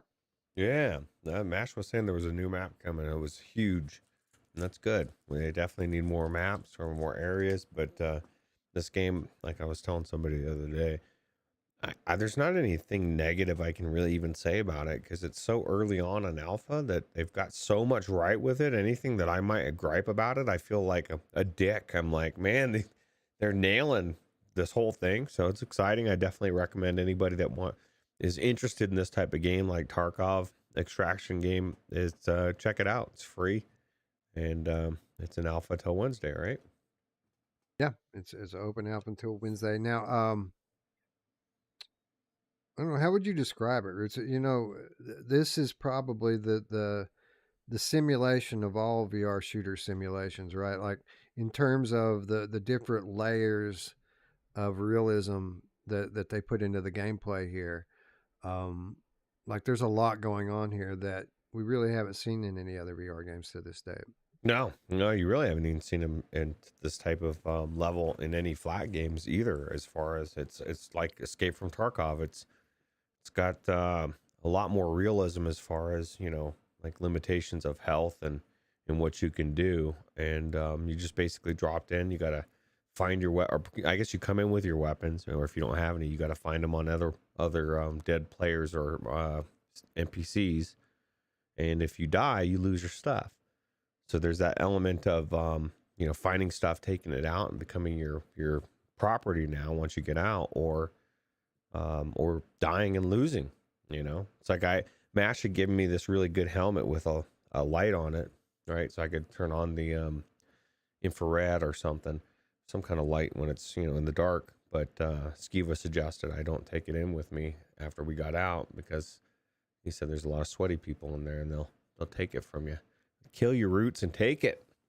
Yeah, that's kind of the crazy thing about it. Like the level of attention to realism that they put in this game is it's not going to be for everybody, man. There's so much, like, you know, individually loading shells into the magazines. You have to make sure you zip up your backpack, or else people will come up behind you and take your shit out. Like, it's that level of attention to detail that they're working on here.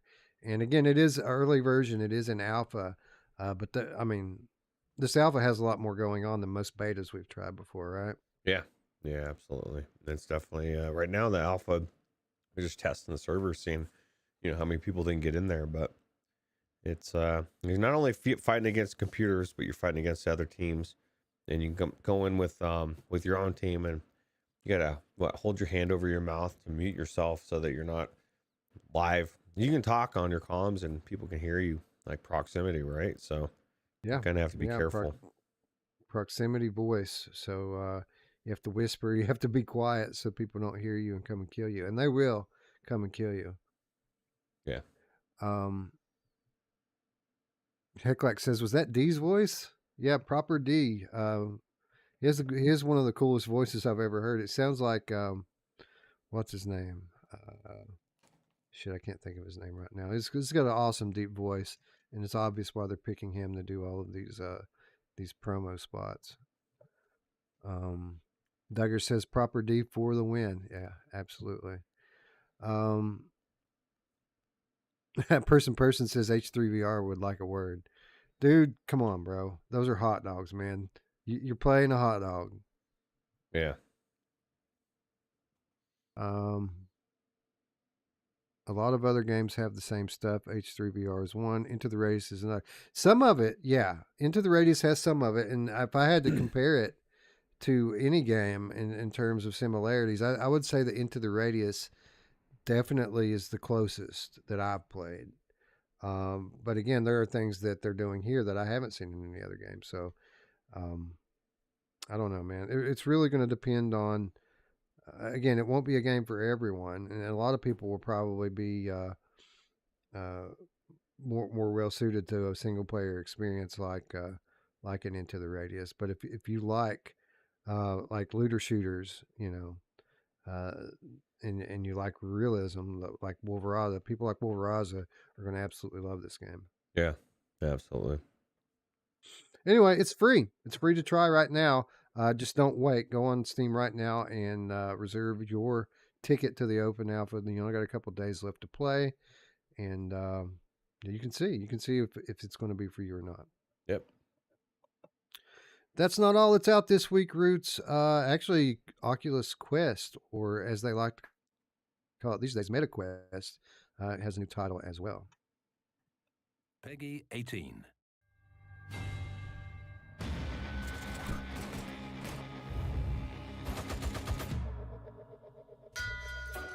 We were just kids last I saw you. And I've got Arthur in my ear saying give him a chance. Good men and in short supply. But I'm not Arthur. How do I know you're anything but a traitor? I knew it was right bringing you in. Take a little walk to the edge of town and go across the track. Churchill's place was robbed last night. Got away with the king's ransom. But Churchill's far more worried about this. It's Churchill's dispatch box, stuffed with government secrets. Now, God forbid it falls into the wrong hands, which is where we come in. Dusty black coat with a red right hand. You should have stayed in Birmingham. The documents in that red box. I am every British undercover agent worldwide. Whoever's got it could blow the lid off the empire. So Churchill's asked me to personally see that he gets it back. I normally ask my brother, but this needs a surgeon, not a butcher. And now for the fun stuff. It's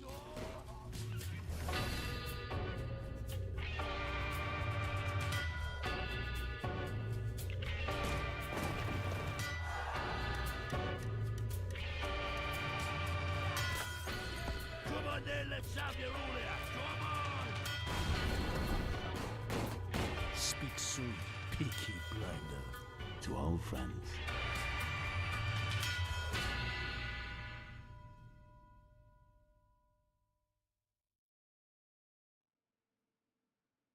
Peaky Blinders, The King's Ransom has now released for MetaQuest as well as Pico platforms. So, Ruth, I'm sorry, go ahead. No, I was on the wrong thing, but they can't see that. It's fine. So we've been waiting on this game for some time now, Roots, and it's interesting, right? Because visually this game looks pretty good. The gameplay wise, it looks like stuff that we've seen before. I don't know how. I think I might be suffering from a little bit of Asgard's effect here because of the launch of PSVR 2 and all the other games that I've been playing. When they demoed this game through some content creators a few months back, I thought that it looked way better than I was expecting and was really looking forward to it. Today, looking at this, I'm seeing a game that looks like it could be pretty cool, especially if you're a fan of the television series. But I'm not chomping at the bit to play it like I was before. I think maybe PSVR 2 is bringing on a little bit of Asgard's effect here, and I might appreciate this game a little more in a few months than I would right now. All right, when you get in the headset as well. But yeah, I agree. I mean, Wolvie says he's excited about this game because he loves the show. That's not high priority. I don't know. I was the same way. I was thinking 6 months ago, a year ago, maybe this would have been more on my top of my list, or not top of my list, but at least a little bit more intrigued. Could be good. It's 1928. Who doesn't want to roam around 1928 cool. in VR? So that is cool. Yeah. That is cool. And the production value, for what it's worth, looks pretty good. Although I understand there are a few bugs, but that's to be expected. $30 here for what most people are describing as about a 3-hour game. Yeah, I know, right? $10 more, and I could buy be buying Chapter 2 Retribution. Like, you know what I mean? Like, that's $30 is a lot of money. I guess if you really like the show, I don't know. I guess until I get in there and see how good a game it is, but that's a lot. Yeah, I think that's going to be kind of the dividing line here with this one is, well, there will be two, right? First of all, people who are fans of the show are probably going to love it. So they'll be willing to pay that $30 all day long and will probably rave about it. It's got 4 out of 5 stars right now on the MetaQuest store. And then you're talking about there's a whole other subset of people who only VR on Quest. And as we have noted many times, there hasn't been a whole lot of games coming out for Quest. Not a lot of good ones, mostly shorter arcadey experiences. So to have something like this that'll put you in a different era playing through story-driven scenarios with some decent action sequences, for those people, this game would probably be well welcomed. But if you're like us, you're platform agnostic, you're just playing the best stuff on all VR platforms. It isn't something that here's the thing, where it's like, typically, I I don't feel overly compelled to play this one right now.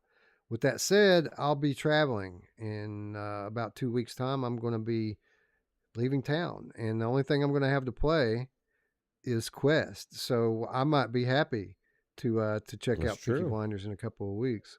That's very true. That's very true. Yeah, I definitely think it's could be good. I guess Ryan Brandon says GT gave it a 4 out of 10. Yeah, I saw GT's review.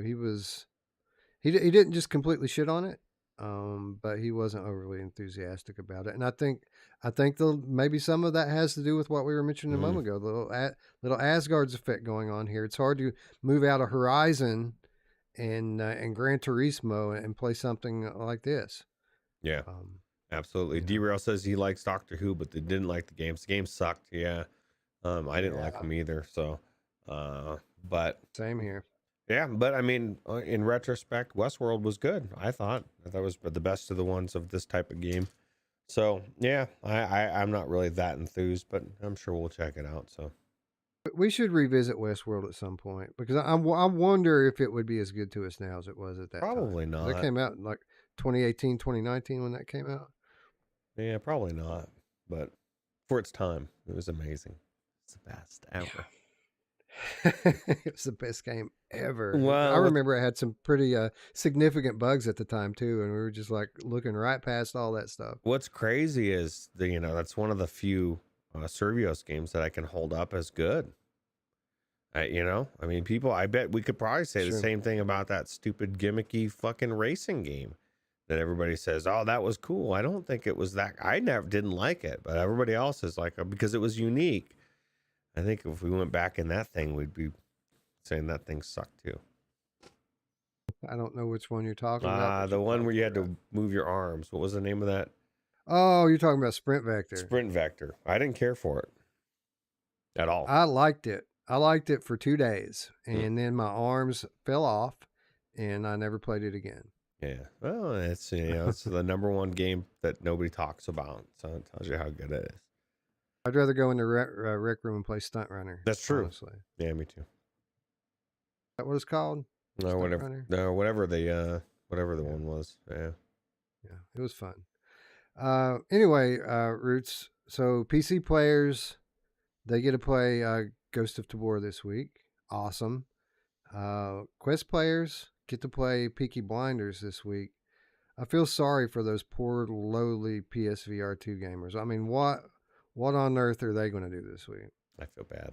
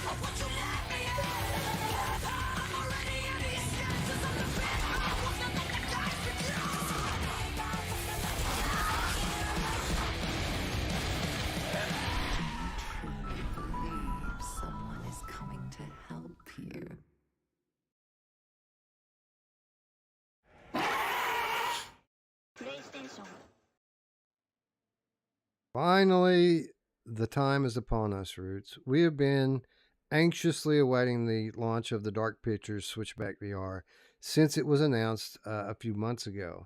Kind of heartbreaking when this game got pushed back by a few weeks, but we haven't had any lack of stuff to play this past few weeks, have we? Yeah. No, we've been, it's pretty much just been sitting here twiddling my thumbs. Nothing to play. No. This is going to take center stage for me. I've been waiting to play this game since it got announced. I was just telling you during the trailer that Rush of Blood would be probably one of the few games that would get me to put my PSVR 1 headset back on. But, definitely looking forward to this. Absolutely. I mean, this is pretty much all we've talked about. Like, if there's one game that we've talked about on nearly every piece of content we've done since it was announced, it's this one, right? I don't know if an episode has gone by that we haven't talked about Switchback and how we can't wait to play it. Yeah, absolutely. Wait, what about the no Yaw 2? Never mind. There's no Yaw 2 support. I am going to have to hold off on... Wait, I don't have Yaw 2. Never mind. How cool would that be, though, if this did have a Yaw 2 support? It would probably be the coolest thing of all time, which it might be the coolest thing of all time already. But I think that might seal it up. Yeah, absolutely. So are you you're getting the Yaw 2 or? Yeah. Oh. No, you didn't know? Somebody was saying in the chat that they were wondering if Mash was going to get it, and I said that I think Mash wants to stay married. Mash could just sell a few of those headsets he's got back there on his shelf and cover it. That's true. Yeah, that's true. Or he could just contact Yaw and say, "Dude, send me one, and I'll review it." Yeah, for real. And then get it for free. Chinatown D says, "I am ready for the nightmares from playing this." Yeah, I've been beyond ready for this. I cannot wait. You know what the cool thing that really excites me even more, Roots, is we have such high expectations for this game, and typically that spells disaster because titles very seldom live up to the hype level that we put on them. But GT's played this. Paradise Decay has played this. Mike VR Oasis has played this. And they all say the same thing, that it's awesome. It's better than they expected it to be. So, man, this might be a game of the year. That's good news. So what are your thoughts? Are there going to be, are you going to blink? I don't know. I've been thinking about this, man. And during those sections where they say don't blink, obviously the easy way through that is to not blink. But do I really want to take the easy way through, Roots? Yeah, you might blink on purpose. I'm just going to close my eyes. Whenever I get scared, I'm going to close my eyes and then open them up slowly. And I guarantee some people are going to wish they didn't close their eyes, right? You know what's awesome about this game, too, is there's so many branching paths and multiple endings and stuff in it that, like, we're going to be playing this one for a while. Even after we do our ultimate coverage of it, I got to imagine that there's another full playthrough that's going to be coming right after. Yeah, this is like one of those games for me. Like I say that I have a hard time finishing games because I do, but there's certain games like Astrobot or Rush of Blood or whatever where I get close to the end and I'm like start to drag my feet because I'm like had such a good experience with it that I don't want it to end. I guarantee this will be one of those games that when it's all said and done, I'm like, man, I don't want this to end. Or it's so scary, I glad it's over. One of two. Yeah, I think this is. I'm with you here, and it might sound ridiculous, but it's going to be difficult for me not to play through this all in one sitting. Like that's how I play Rush of Blood now. I sit down and I finish it. So, now this game, for what it's worth, is supposed to be significantly longer than Rush of Blood. So, hopefully, you know what would be great is if the controllers die before the game's over. Yeah, that'd be awesome. That would be awesome. Looper the Underground Gamecast says, you know who hates it when you have a hard time finishing? My mom! Yeah, she really does kind of get pissed. Mark Pringlesleaf said, I watched Dave from PlayStation Access play a part of this Switchback. He was like Miles was in RE Village, but without all the swearing. Really? So Miles was freaked out. I didn't get a chance to see him play that. Yeah, huh? Yeah, Miles was genuinely scared by Village. So crazy. Yeah. Virtual Strangers, we worked out about 8 hours with all the branching paths. That's awesome, dude. That's about twice as long, if not more, than Rush of Blood. That's awesome. Can't wait, man. Can't wait. Literally, the reason I've been doing this show for the past month is just to pass the time until Switchback comes out. And the time is upon us, Roots. Just a couple days now. I can't wait. Hopefully, I don't know yet when the embargo is going to lift or anything about reviews or anything like that. If we can cover this week, we're going to cover it this week. But I still just kind of don't know what the deal is with it. We might just have to stream it on Thursday, man. Yeah, that's true. Very true.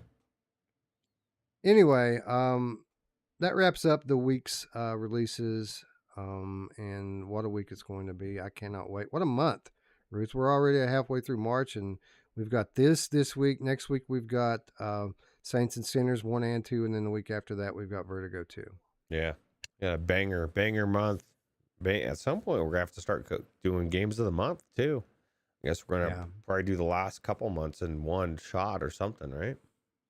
Well, no, I thought what we would do with the February releases is that just because there were so many of them, we'll just, when we get to Game of the Year nominees, we'll just have to go back and see how those games kind of, what kind of lifespan they had, right? Which ones turned out to be the best. And, honestly, there's going to be 3 nominees from February. There's going to be Gran Turismo 7, Horizon, Call of the Mountain, and Resident Evil Village. Those will be the nominees from February.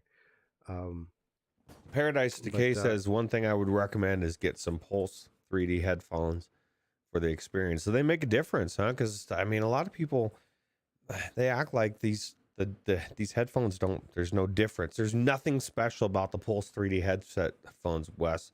It's the same 3D signal, same 3D Tempest audio. I'm going to get the same experience as the earbuds that come with it. This is just overpaying for it.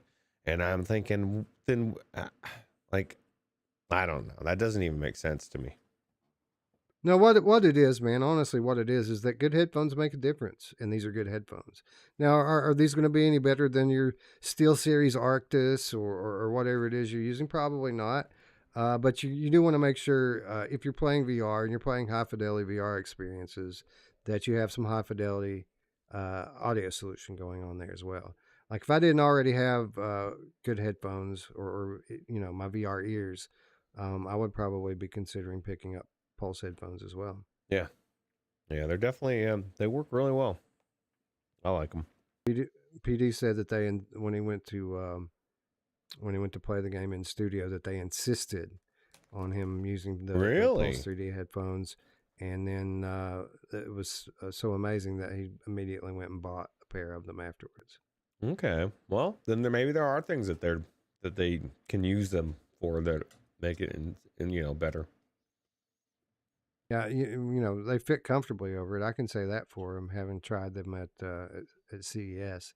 They fit over the headset quite comfortably. Yeah, they fit the way that they fit. I mean, they only can fit one direction really, and it's like it was made for it. So he says, you know what would you know what you get on the Pulse that you don't have included? The fucking volume buttons. Yeah, I know, right? I know this is a big deal for a lot of people that they don't have physical volume buttons on the PSVR 2 headset.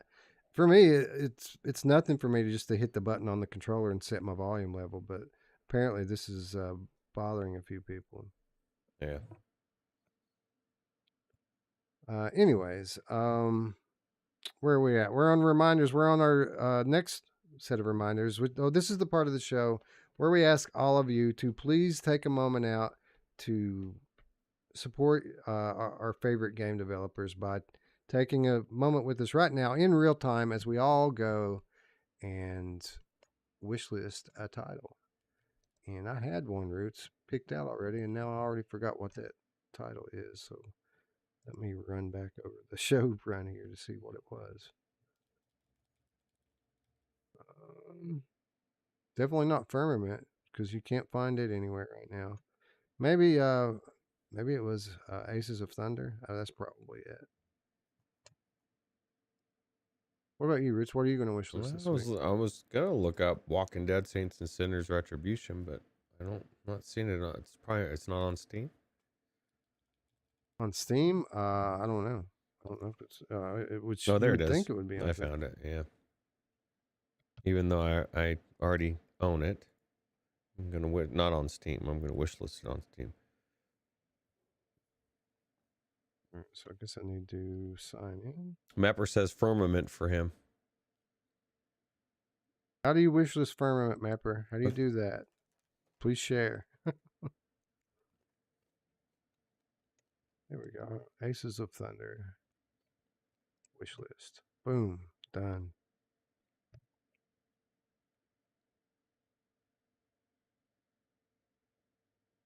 Yeah, so everyone, please be sure to let us know what you wish listed this week. This is a big deal, as we explain every week. This is a big deal for a lot of developers. This sort of, it's just a click. It's just you go in and you click on something, and it's such a simple thing, but it makes a big difference to a lot of these games by raising their profile on the store and helping them to kind of accurately gauge interest in their game. So, again, thank you to those of you out there who participated with us this week. Thomas McNostril says, "Can we wish list D?" You know who loves to wish list the D? My mom! Yeah, she does. Looper Thomas says, wish listed Peaky Blinders. Duggar's case says, SteelSeries Arctis are compatible with PlayStation Tempest 3D sound. Do you have to have headphones that are compatible with Tempest 3D? I don't know. As long as you have 3D everything. audio, I believe. But I'm not sure. You know, some people say that you do. Some people say that you don't. We need to research this, Roots. I might be doing it all wrong. I know the sound is amazing with my VR ears in Village. Like the directional audio is just spot on perfect. I'd like to have, you know how you can get in those things that kind of test the audio. It'd be nice to have like a Tempest audio test that lets you hear it from every angle, you know, different angles to really show you what's going on versus regular 3D audio. Right. Mepper says, well, I bookmarked the Kickstarter in the game webpage. Oh, there you go. You did it. That works. You did it, Mapper. You got it done. All that matters. Mark Pringlesleaf, Saints and Sinners 2 for me. Yeah, that's I can't wait to play that game, man. Can't wait. Yeah, 9 days. 9 days. For most people. Anyway, that's going to bring us to our final set of reminders this week and every week, and that is how you can support us, our channel, and our community. Of course, the most important thing that you could do is subscribe. If you haven't subscribed yet, please consider clicking that big red button down there and the subsequent bell so that you can stay informed whenever we go live here on Virtual Strangers. Again, shout out to everyone who's been subscribing and sharing with their friends lately. Our engagement and growth have been off the charts this last couple of months, and I can't thank you enough for that. I think that we're at the level now that we're starting to get noticed by the algorithm a little bit because it's continuing. We're keeping it up at the same rate that we have leading up into PSVR 2. So thank you to everyone who has subscribed. Thank you to everyone who has shared. And if you haven't already, please click the red button down there. And, you think we'll hit 3,000? Yeah, I think we might. I think we might get there pretty soon. Yeah, that'd be nice. Yeah. We're coming up on it, like it's sooner than you think if things keep up at this rate. Tatum says we can do it.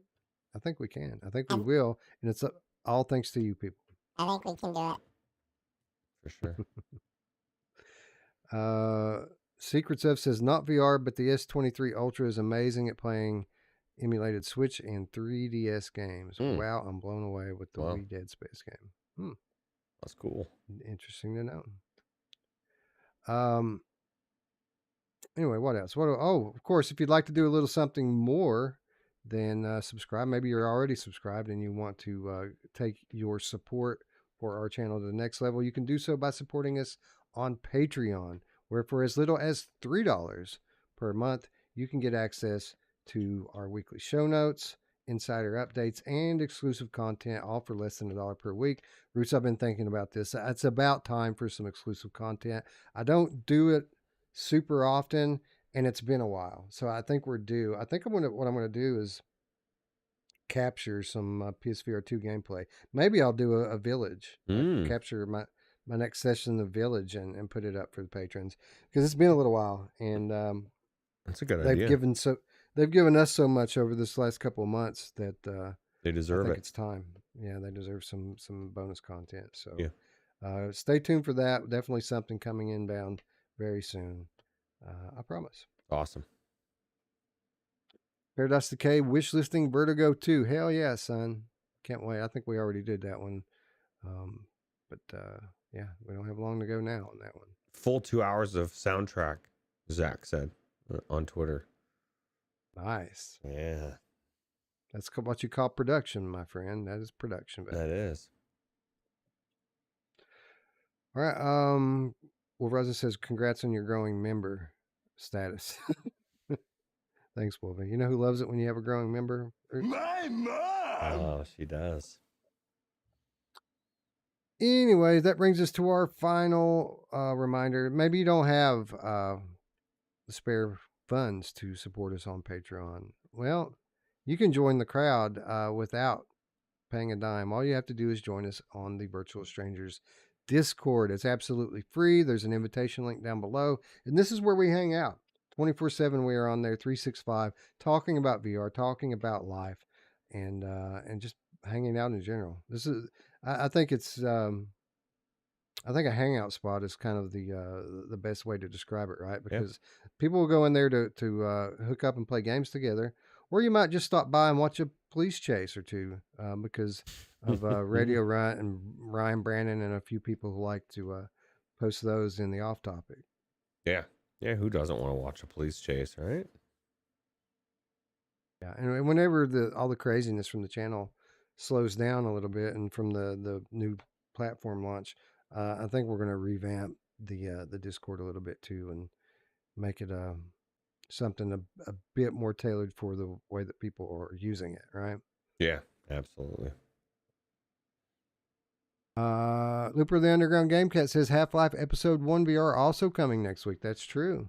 That's true. So those of you who finished Half-Life 2 VR, the next episode is dropping next week, March 17th. So thank you, Looper, for that. That's this week. That's crazy.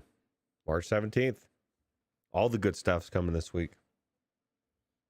So Roy Schwartz says, can I transfer games from my PS4 to PS5 using the external SSD that they're on? Do you mean like plug and play? Just unplug them from your PS4 and plug it into your PS5? Because I don't know if that would work. That sounds like it probably wouldn't work. But there are solutions to do it, but I don't think you can use the SSD to do that. I think you have to use a network cable or Wi-Fi to move that stuff over. But that's just speculation on my part. It might work. You might be able to just, if it's on the external or SSD, just, copy it over. But I'm not sure how that works. I don't know. Wonder Rob says, hey y'all, how's it going? Going good, man. Just about to sign off, but thanks for dropping by and saying hello before we do so. Yep. And with that said, friends, I'd like to thank you all once again for watching. For Roots, I'm Wes. We'll see you on Wednesday. Bye. Take it easy.